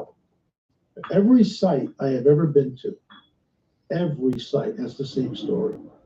Whether you're in Gilgal-Raphaim, whether you're in Israel, whether you're in Menga, Spain, whether you're in Karnak, France, Stonehenge, England, Silbury Hill, Aylesbury in England. I mean, all that all the way down to Peru, the 5,000-year-old pyramids at Corral, Peru, Sacsayhuaman in Cusco, Teotihuacan in Mexico, Chaco Canyon, the mysterious America Stonehenge, and all the earthworks. So I've been all those places I just mentioned. They all have the same underlying theme. Everyone just vanishes. They just disappear. And the standard line is they assimilated into the indigenous population, but there's no oral tradition from any of the indigenous people that that's what happened, which leads me into a whole other idea, which I have not voiced publicly and I won't. But that's all I'll say. Well, let's speculate on it then. Speculate. Give me 2 or 3 options, because I mean, we can always think of an option or two of what happened to these people. Where did the people that had the technology go? Good question. I mean, you read stories that go back about these people who came and prayers for your feet, mate. And they started the society, taught people how to do things, and then they retreated from society. What are those things in your opinion? Well, a lot of it is fallen angel technology, Nephilim architecture. There's no doubt about that. There may be also, combined with that, some of the good guys coming down. But for the most part, it's the fallen ones, and they want to be worshipped as gods. And so they are. They come down, they show technology, they show knowledge. People didn't have it. They begin. I mean, when you look at Chichen Itza. Now, I've never been there, and frankly, I don't want to go. In the Yucatan, when you go there, or you go to a place that I have been, Teotihuacan in Mexico, it's the largest pyramid on the planet. Not the highest, but the base is larger than the Great Pyramid of Egypt, in Giza. So they don't know who built them, John. They call them the Teotihuacanos, and it's the typical parody. Well, we don't know what happened to these people, but we think they assimilated into the indigenous population. It's just the same, we're just parroting what somebody told you to say. When you go there, and I've only been there once, and I'd love to go back, but Mexico is Mexico, right? And who knows? But when I just sat there and looked at this thing, and I was stupefied. I just looked at it and just went, you have got to be kidding me. You have got to, because there's no pre-existing culture. just like Corral, which is the oldest city in Peru. There's no pre-existing culture. It just rises up out of nowhere. There's nobody going, yeah, we're going to make a pyramid, but we're not sure why the southern accent. But anyway. Yeah. So here's it. We're going to make ourselves a pyramid, boys, but we're not sure what a pyramid is. So first we're going to go to this drawing board and sketch it up, and then we're going to practice and make a few smaller ones. It's not there. It's just, there. That was a good accent. I liked it. That was good. I would have never thought that was L.A. Marzulli doing that accent, but that was good. Yeah. So my question then, I guess I have a million different ways I could go with this, but where'd they go? Where did the masters of where did they go? Why are they back? I mean, we've got technology again. Are they back right now? Is that how we got this crazy technology? And mind you, I used to do tool and die, and so we made precision. I'm talking precision, like within 0.003 of an inch and less. I mean, less than that. Like a piece of paper thick this way is 0.003 of an inch, and we went way smaller than that in our precision. We had to go small and tiny. Everything had to be precision, and there's no way in my mind I could even picture how they're making these microchips. Are they back, or are we just way smarter now? What is going on here? Well, we're in the last of the last days, in my opinion. He's got to come back soon because, no flesh would survive. The days of Noah were here. When Jesus warns the people 2,000 years ago, hey, guess what? When I return, which is an absurd statement to make, we mean, where are you going, pal, right? It's like, what do you mean when you return? When I return, it'll be like the days of Noah. When some man returns, it'll be like the days of Noah. Well, what does that mean? Everybody knows what he's talking about 2,000 years ago. There is no Sethite theory 2,000 years ago, which is that the godly line of Seth married the hoochie mamas of Cain and created the Nephilim. Nonsense. That's created because, again, you get the whole crew with Augustine and all these guys. Oh, it's woo, woo, woo, woo. We're not going there. Too much supernatural. This is all, allegory. It's not really what it says. Don't look at it literal because you'll get in trouble. I'm a biblical literalist. I believe every word. Now, obviously, when it says, I will mount up on eagle's wings, I'm not sprouting wings and flying up. I get that. But when it says Jesus is going to be born in Bethlehem, guess what? That's literal. When it says it'll be like the days of Noah when Jesus returns, that's literal, which immediately begs the question, what differentiates the days of Noah? Mixing of the seed, which is exactly what we see in the abduction phenomena. We have a whole film in our 10-box DVD set. I also talk about it's one of the rungs. There's a 10-box DVD set. There's runs of disclosure. I mean, folks, I've got 45 minutes here. There's 34 films and 14 books. I mean, there's a corpus of work. And you need to do your homework because you're not going to get it all here. You're just not. We're going to scratch the surface. But he broke the Kandahar giant story. L.A. Marzulli got that one.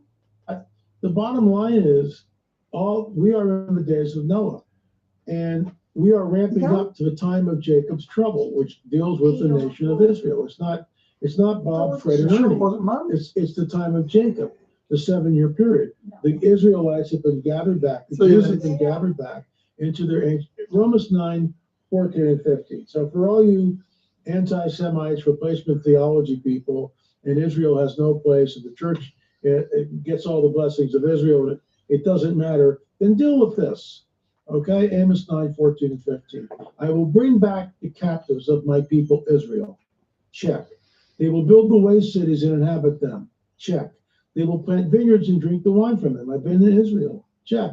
They will also plant gardens and eat the fruit from them. Check. Here's the kicker. I will plant them in their land, and never again will they be plucked up out of the land I have given them, says the Lord your God. So if the Jews are moved out of Israel, then we have a real problem because God's a liar. But that's not what we're looking at. What do you think about the people who are, I don't know if you've heard this even yet, because it's very a new doctrine. I've never heard of it before. I was kind of researching it myself to see where it came from, but the idea of being in Satan's little season. Have you heard that before? My gosh, total nonsense. Have you heard anybody? Yes, okay.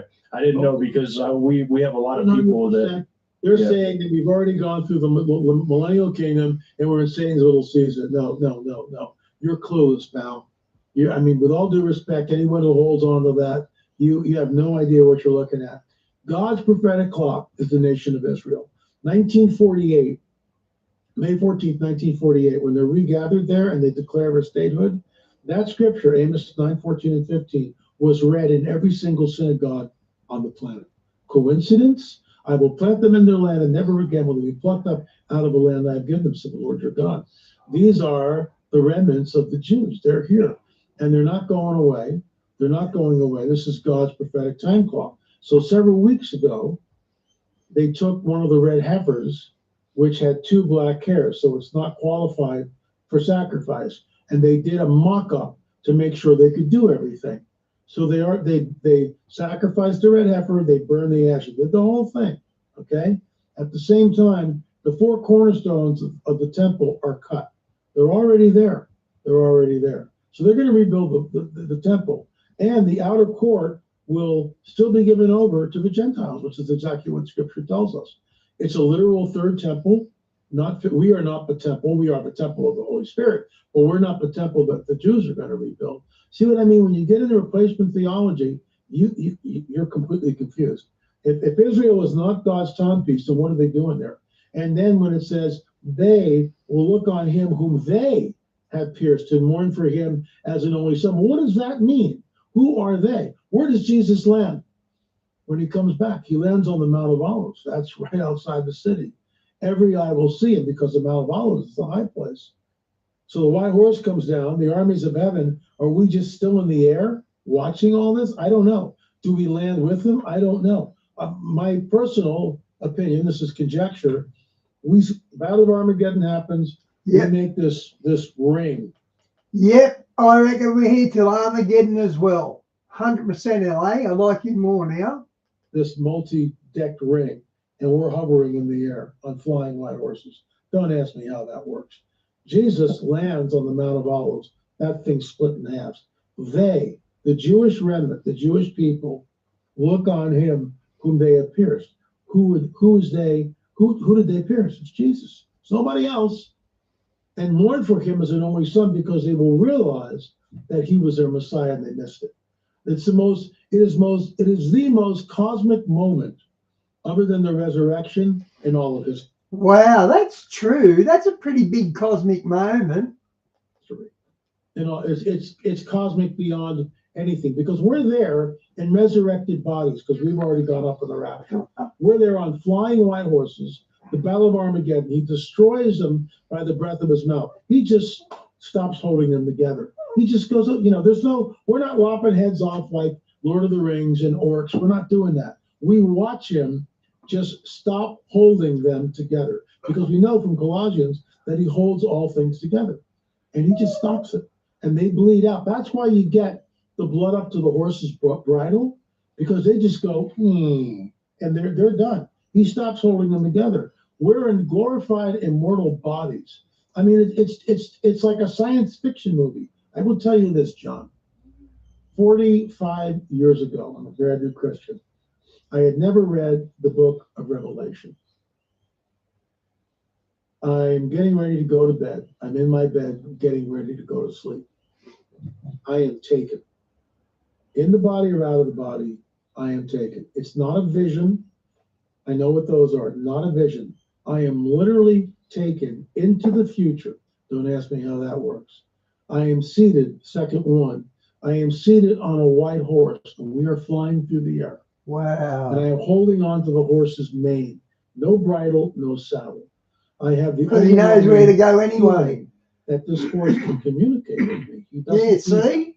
But I knew that the horse, and I also knew instinctively that horse would never let me fall off. Second one, that's second one.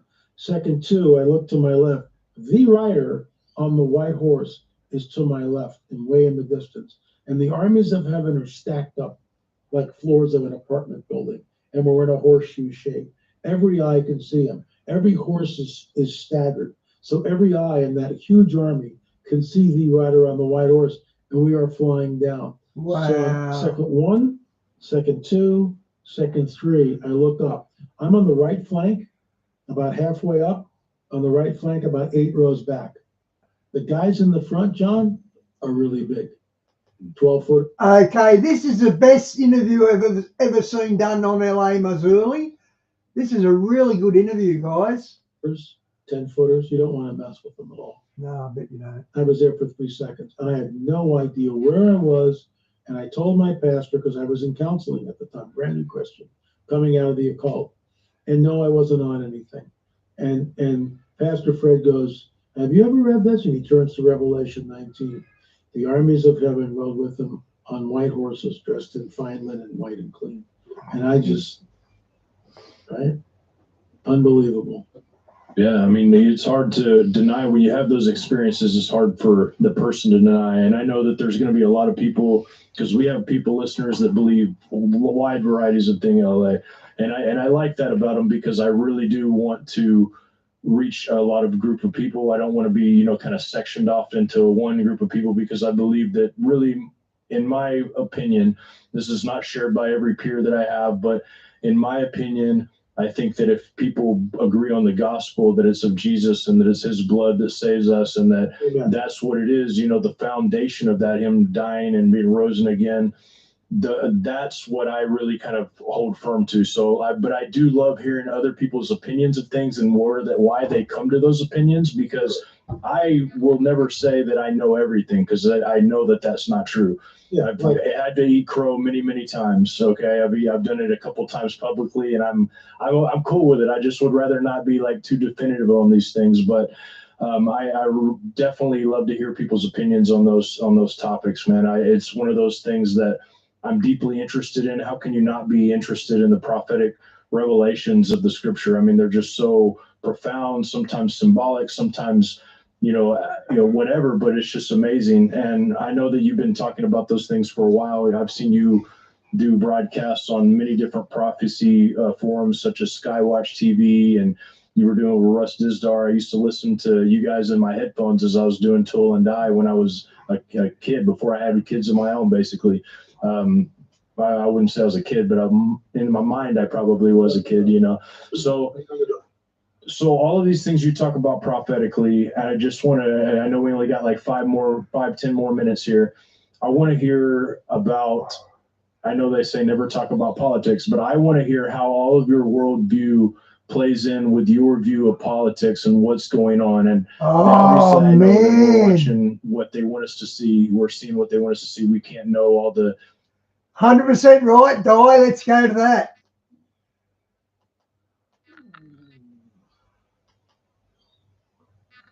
So the big component that Trump put in place that people need to understand is the big, beautiful bill. What that gave him authority to do is basically create a domestic military on our soil. So now when he goes after Trump, when Trump goes after Obama and their foot soldiers, which is Antifa, BLM, rioters, all the protesters, illegal immigrants, that's their army. When they get, now we have something to directly oppose them, which is much stronger, which will be our domestic military, which he put in place with the big, beautiful bill, ICE.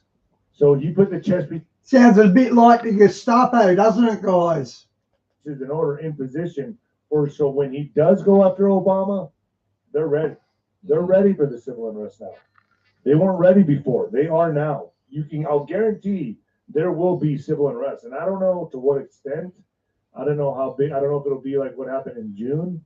But something's going to happen. And I don't know. A lot of people talk about an EMP or dirty tactical nukes or whatever. I don't know. I don't know on that part. But I know they're going to try something, because they're not going to just go down without a fight, man. Like, that's not going to happen. And people say, well, why haven't this kicked off yet? Well, it's like, it's the same thing as. I think because it's got no natural leaders yet.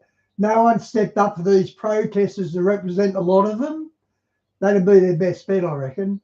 The boxing ring, man. You got to pick your punches, and you don't just blow your load in the first round and then you're tired for 11 more rounds of the fight. This is tactical, man. This is surgical. Yeah. And that is why this is taking so long. But the fact that Trump is coming out and putting those posts out on True Social and things like that nature should show everybody it's go time. And he doesn't bluff, dude. This guy doesn't bluff. He just, if he's gonna bomb somebody, he bombs somebody. If he's gonna arrest somebody, you better believe he's gonna arrest them. Dude, I follow him on Truth Social because this is amazing. I mean, when I saw some of his posts, like I was actually in Dearborn, Michigan, hanging out with my friend. He was putting on a conference, and I was kind of just helping in the background of the conference. And he was sharing this stuff with me. This is not stuff I've ever seen before, what Trump was posting in there. And I was thinking in my mind, I'm like, so all of this stuff is real. Like this is legitimately, he's sharing some stuff here. I mean, and even one of the posts where he grabs a bag of popcorn and throws it in the cart, you know, it's like, it just makes so much sense in that way. It's crazy to me to believe that this, it just reminds me of Celebrity Apprentice, but in a more political way of doing things. And I'm, you know, I can see it. I'm just, wow, that's a good parallel. It's like The Apprentice, but a political version. That's 100% true. Wow. the normal guy. I can see that there's enemies on our soil, and I can see that it's going to be a problem. Maybe not for ICE, maybe not for our military, but for the average person living in Podunk, Washington, or Podunk, New York, or Indiana, or Kentucky, or Montana, or wherever the case may be.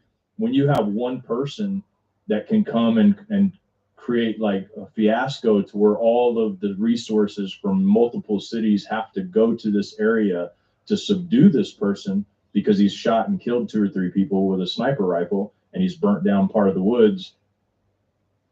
How can they be there for the average person? That's the problem. This is like this is one of those things that really concerns me when you talk to people like General Flynn and then what do they think that is going to happen? I mean, do they believe a lot of people are going to die, or do they believe they're going to be able to take it down and lay the beast down with no problem?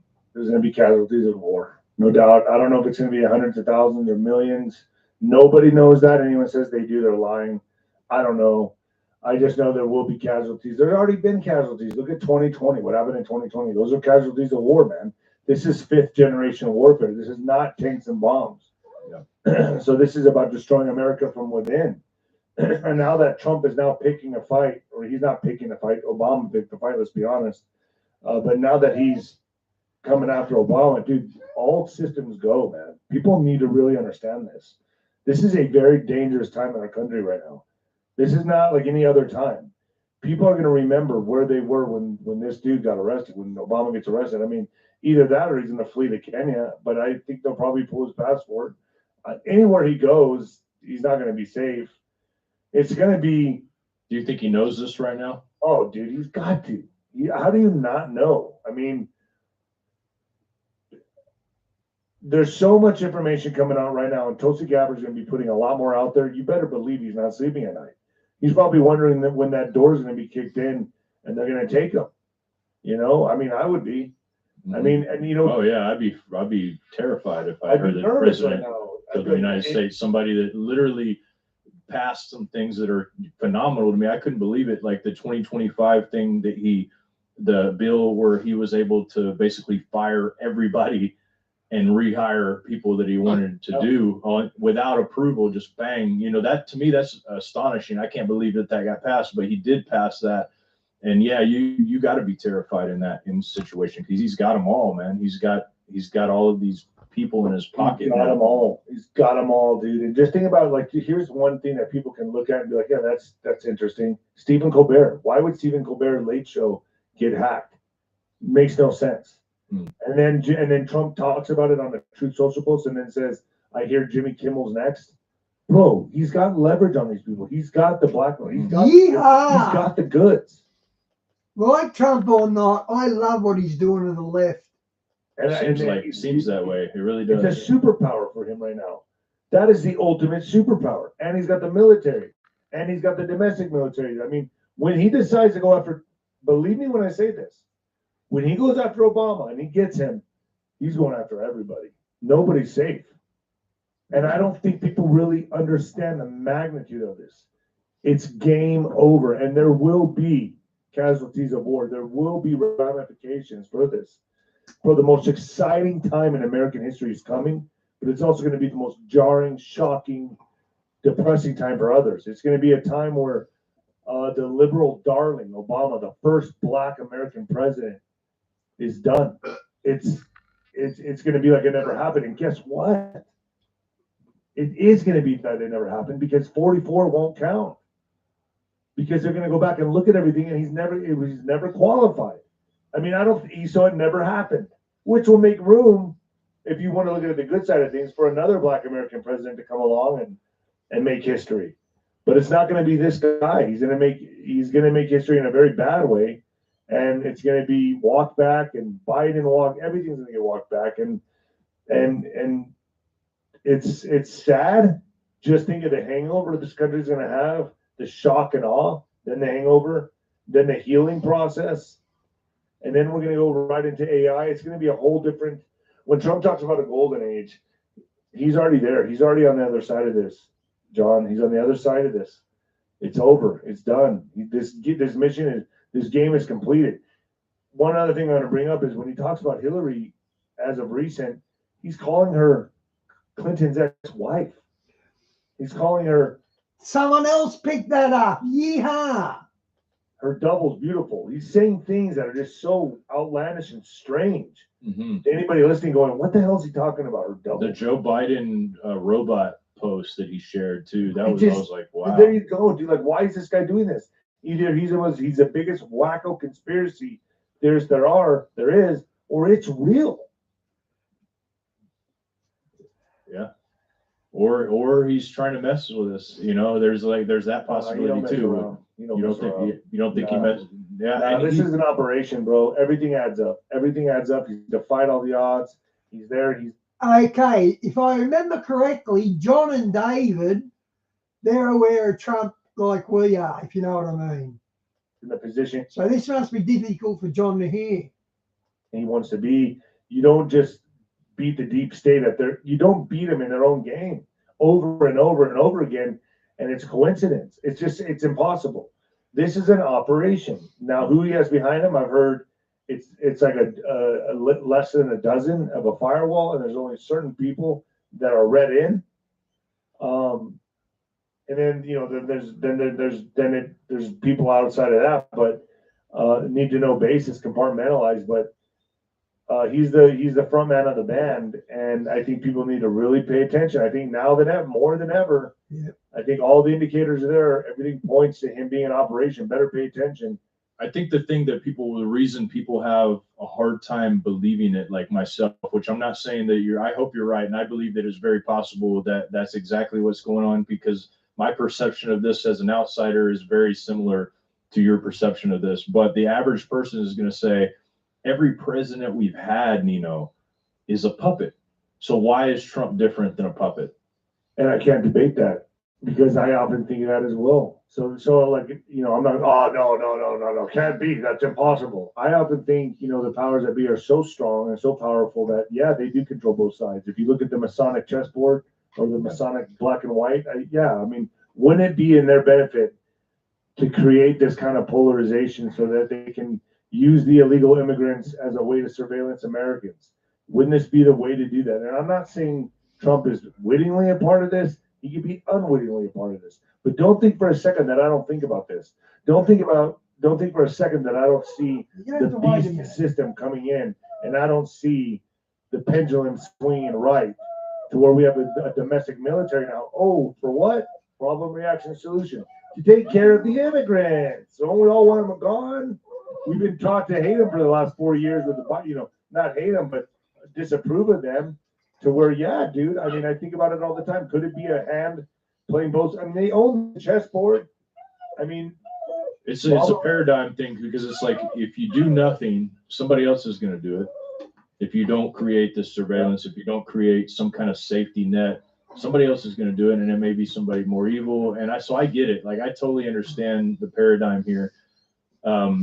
I guess the thing me and you both know is that in the end, something that's called the dragon in the Bible will end up taking control of all of this stuff, which frightens me a little bit about this. But at the same time, I know that there's nothing we can do about it or anybody else can do about it. It's coming whether we like it or not. Everything's moving like a chessboard right to the location where the one who created everything wanted it to move. So we know that, and that's the piece I have about it, because I know that greater is he than who's in me than who can't say that right. Greater is he who's in me than he who is in the world, right? And we both, as far as I know, we both believe that. I know we've talked about. Yeah, he's down as a rogue candidate, and didn't he fill that place very expertly?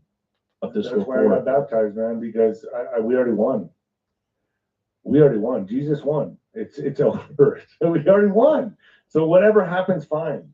This is the world. I'm not of this world, right? We're not of this world. So whatever happens, really, to me, on a physical level, three-dimensional plane, sure, it sucks, but we're not of this. So, and I do believe,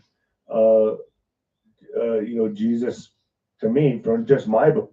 Diane, this stuff will bring down the USA. You're right. They're out to collapse the USA. And if you go, so will the West. He already defeated Satan, so it's over. We just have to believe, and that's what I do. So that being said, I mean, I just find this very interesting and fascinating to watch this play out. I can't believe we're alive in these times, because dude, if you would have asked me this when I was a kid, I'd be like, oh, maybe my great grandkids, maybe, and that's a big, strong maybe. Yeah. But the fact that I'm seeing this and witnessing this in my 40s, bro, this is it. This is game time. How is anybody not paying attention to this? Yeah. It's amazing, man. When I really look at what's going on, and like you said, dude, when I was a kid, I grew up in the 80s, 90s, like everything was all like new and shiny. Things were a little bit more happy-go-lucky. Things were different back then, and I never would have thought that technology could reach a point to where we're at right now. I never would have thought it. It's mind-blowing to me. Can you imagine? Like, I never imagined self-driving cars, dude. Like, that seems a lot more complicated of a feat to achieve than a flying car. Yeah. Like, what? Like, why? Yeah. Like, I'm like, I see them everywhere in Austin, and then like everyone on their phones with the stuff that you can do on your phone. That never was in my purview as a child. No, man. I had a pager, and when I was a teenager. Yeah, and JJ's beepers. Yeah. I don't know if you remember that. Do you? Yeah, I do. JJ, the king of beepers. Yeah, those and the payphones and all that, and every you little see bit a of payphone technology. now, and it's like a relic. It's like, oh man, wow. You go look at it for a while. I just Hey, saw one the other day good at to the see you. store, and the phone was gone, but the payphone skeleton was still there, and I was like, wow, dude. You see people taking pictures of it, like young like, teenagers. Whoa. Dude, we are right now in a transitional phase. I don't know if you, and I know actually, I bet you do. I bet you feel it in your bones, in your spirit. Like, we're going into this shift, another shift. Like, I'm feeling right now what I felt in 2020. Right now, obviously it was very turbulent. 2021, 22, 23, 24.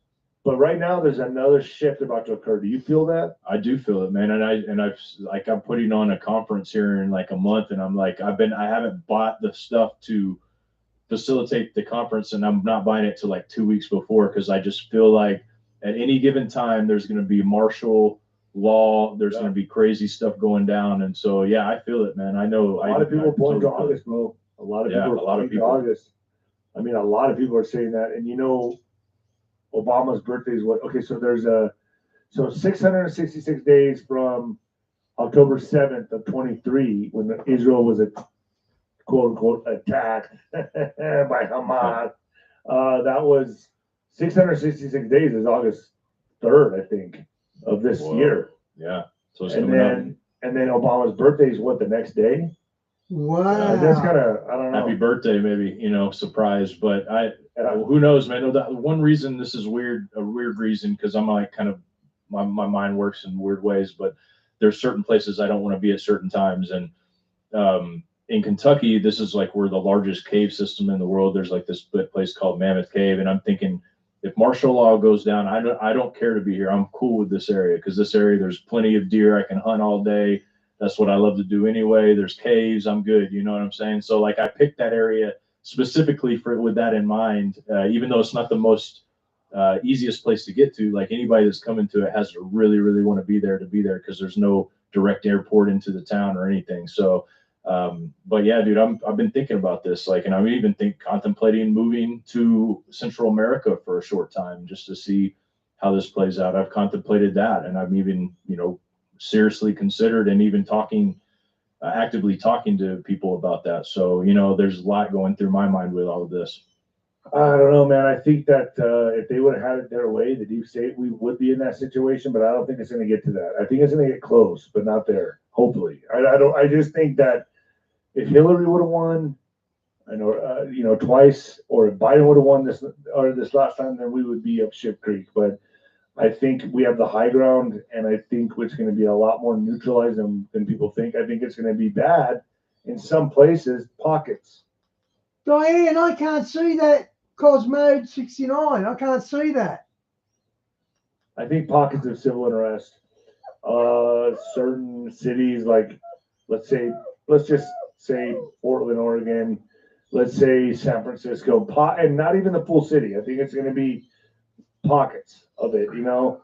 Yeah. Phoenix, I've heard of cities that are going to be pretty bad, but I think that's the only move they have left with this panic move. I think unless a friggin' nuke goes off, right, and then, you know, then to your point, yeah, then we'll be out hunting deer, and we better know how to hunt. I had Mike Edwards. I actually interviewed him for a segment for one of my shows because I wanted to get. You know who Mike Edwards is? I've heard of the name, actually. In fact, yeah, maybe had him on my show a long time ago. I'm not sure. Mike Edwards. He's a special ops guy. He was a Army recon, and he's done, like, I don't know, hundreds, if not thousands of parachute deployments. And, you know, he was over in Afghanistan helping people get out when all of that stuff happened, where we left all of the gear over there and everything. So anyways, he was talking about the cities. He's like, you'd be surprised at what cities you might see pop off because of the high Islamic presence in those cities. And he said that coming through Canada, which is even more potent of a place for immigrants to come through than Mexico, because they've gone unchecked for a long, long time. He said that they've moved more center America. And I'm seeing places like in Kentucky, for instance, like Bowling Green, Kentucky, that's been a sanctuary city. It used to have one mosque, you know, maybe a mosque. And then now they're everywhere, you know, like this, like places like Dearborn that are just populating like all this. And Muslim people, like I went to Lebanon. I was in Lebanon last year, can be beautiful, wonderful people.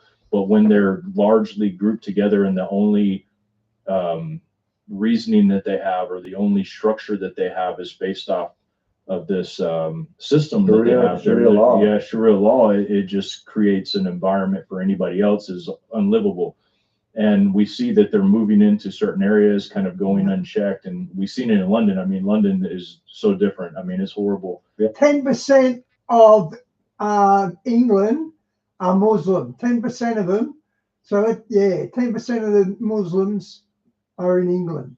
To see what's happened there. But what's your that's take what they on wanted that? to happen. That's what they wanted to happen in America. They come out wrong. I had Lieutenant Douglas Deaton on, who was blowing the whistle on Plano, Texas.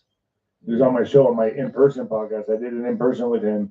It's on ninoscorner.tv. And that, bro, like what he puts out there, what he lays out is irrefutable. They're all connected. It's all been by design, very strategic. And who did this? Obama. Obama's the one that brought them all in by the millions, and who was funding Iran. So that's another thing people need to understand here. That's why it was so important for Trump to hit the nuclear facilities in Iran. You had to neutralize that threat that they were going to use to kick off World War III and propel us into a civil war and into all the above.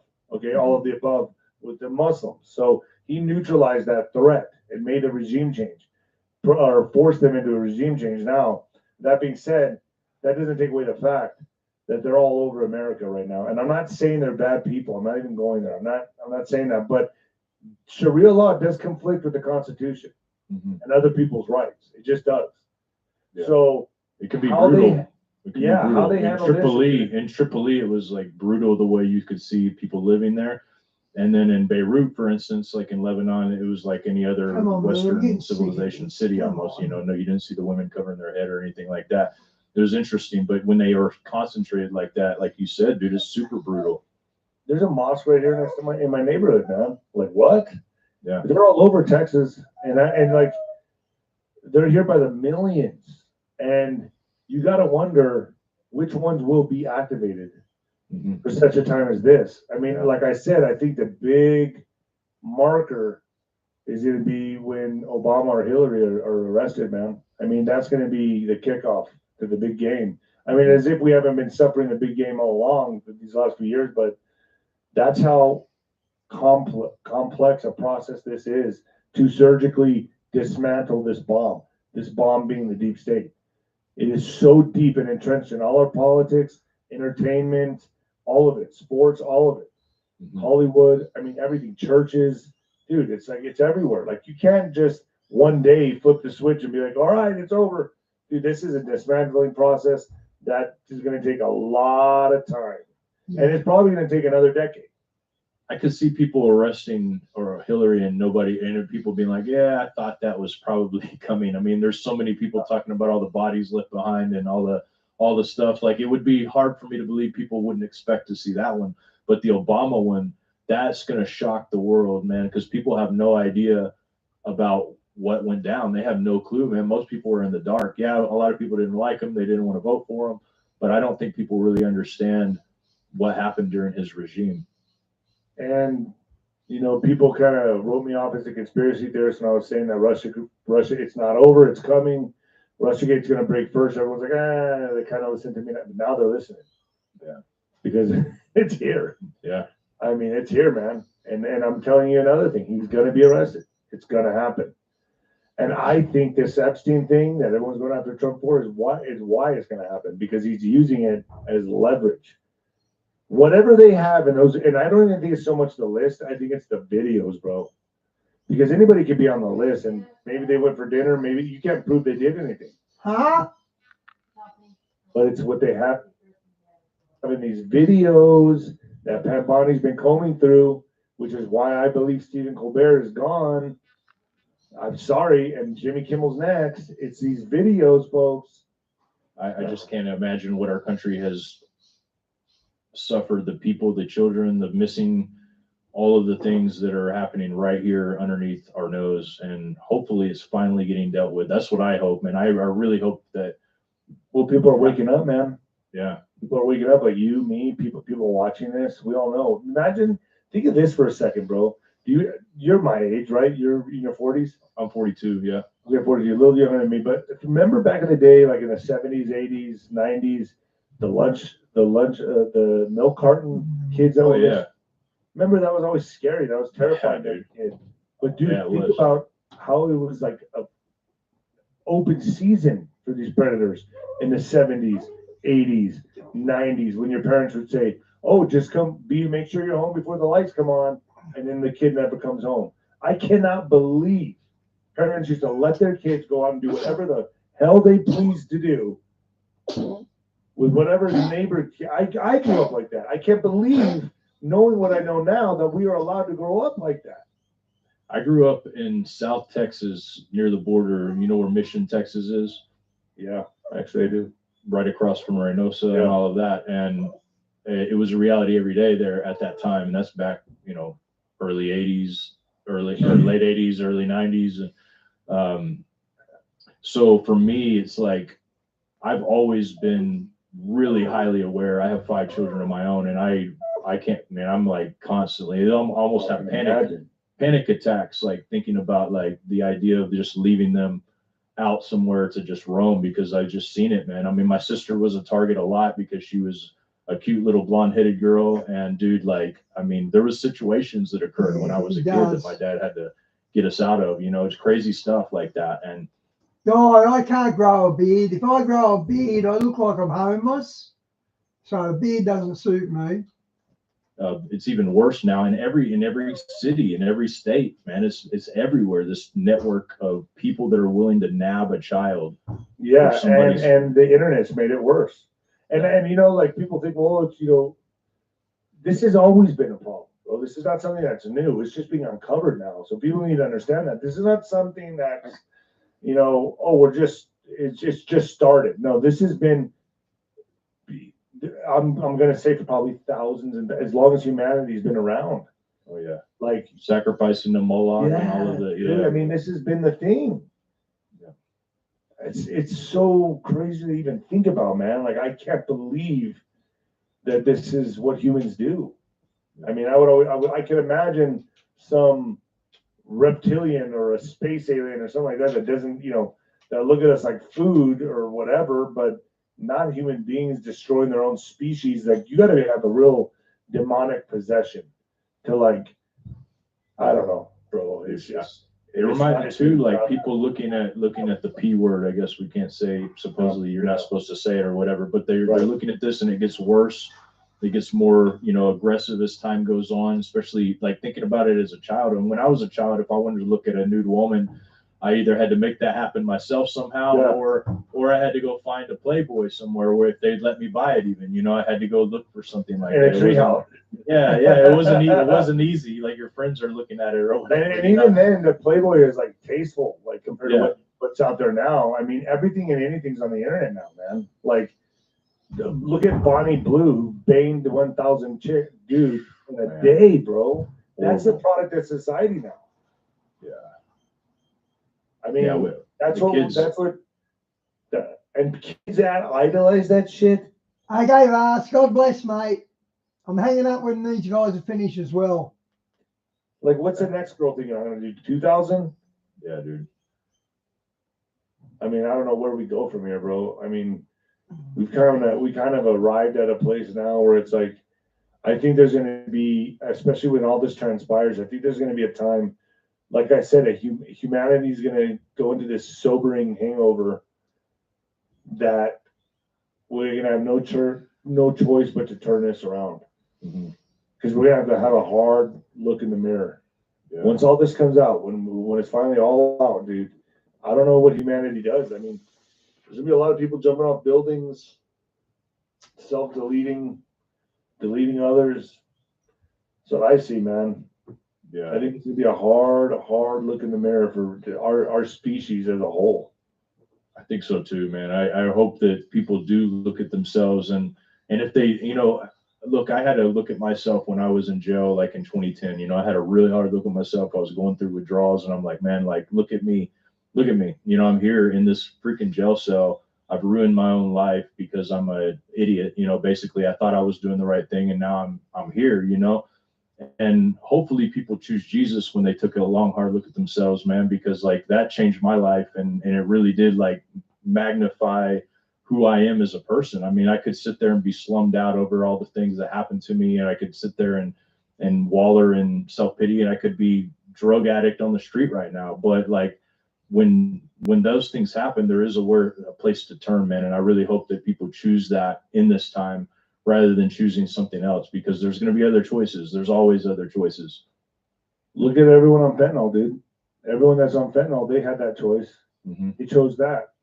Yeah. I mean, it's sad to say, but you could have chose fentanyl. You could have said, you know what, man, I feel terrible about myself. I just paid, but you manned up, bro. And I had to man up. I mean, that's really what it comes down to. So when I see people strung out on the streets, my heart goes out to them because I know they're in a lot of pain. I know it's pain. It's the only reason they're out there is because they're in pain, man. That's pain. But you got to also remember it's free will, freedom of choice, man. No one pressured you to do that. And if you fold under pressure, that's character. And just like people that took this, right? And I'm not going to even say it, but that's pressure. No, I got pressured into it, this and that. Well, sorry. I mean, that's still free will. And when the time comes where it's like, you can't buy or sell unless you have this mark or this system in your body that makes you able to look into a machine and get what you want out of the grocery store or whatever. Hey, man, that's also called free will. And this is a test from God. And he only wants the strongest warriors, man. So I don't know. I ultimately see that coming, dude. I do. I think it's all prophesied in the Bible. I see it's coming, man. Yeah, we may pull the reins back with Trump right now, or he could be the ultimate catalyst to bring this stuff in. I don't know. I'm hoping he pulls the reins back for at least a little while, just long enough that like we get to see evil vanquish for at least even if I just get to see it and then boom, the other crazy stuff happens. Yeah. To see evil vanquish I would be absolutely fine with that. From then, nuke it, do whatever. I'll sit with a glass of wine and in the sunset, and I'm good. Like I'm good. At least get that victory, huh? Yeah, at least get that one victory, man. Yeah, so that one victory to savor, man. Yeah, for sure. Yeah, I'm with you on that. I can see that. Yeah, because I mean, we all die anyway. You know, yeah. No, it's like it is what it is, man. It is what it is, dude. I mean, it's just sad to see that, you know, people put so much into this materialistic world and not understanding that you're gonna die anyway, and there's no way out of it. So that's how I see it, man. Yeah, I do too, man. I do too, and I appreciate you coming on, Nino.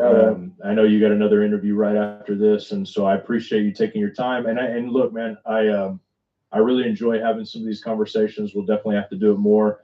And okay, guys, I'm out. God bless. That was a very good interview, John Pounders. For those of you that enjoyed this conversation, hit subscribe. I plan on doing more of these. Also, you can go check out Nino's Corner. Is that what it's Nino's Corner on YouTube, right? Nino's Corner on YouTube and Nino's Corner.tv on Apple and Roku. And I'll have the links in the description here so you guys can check it out. But Nino, is there anything else you want to leave the audience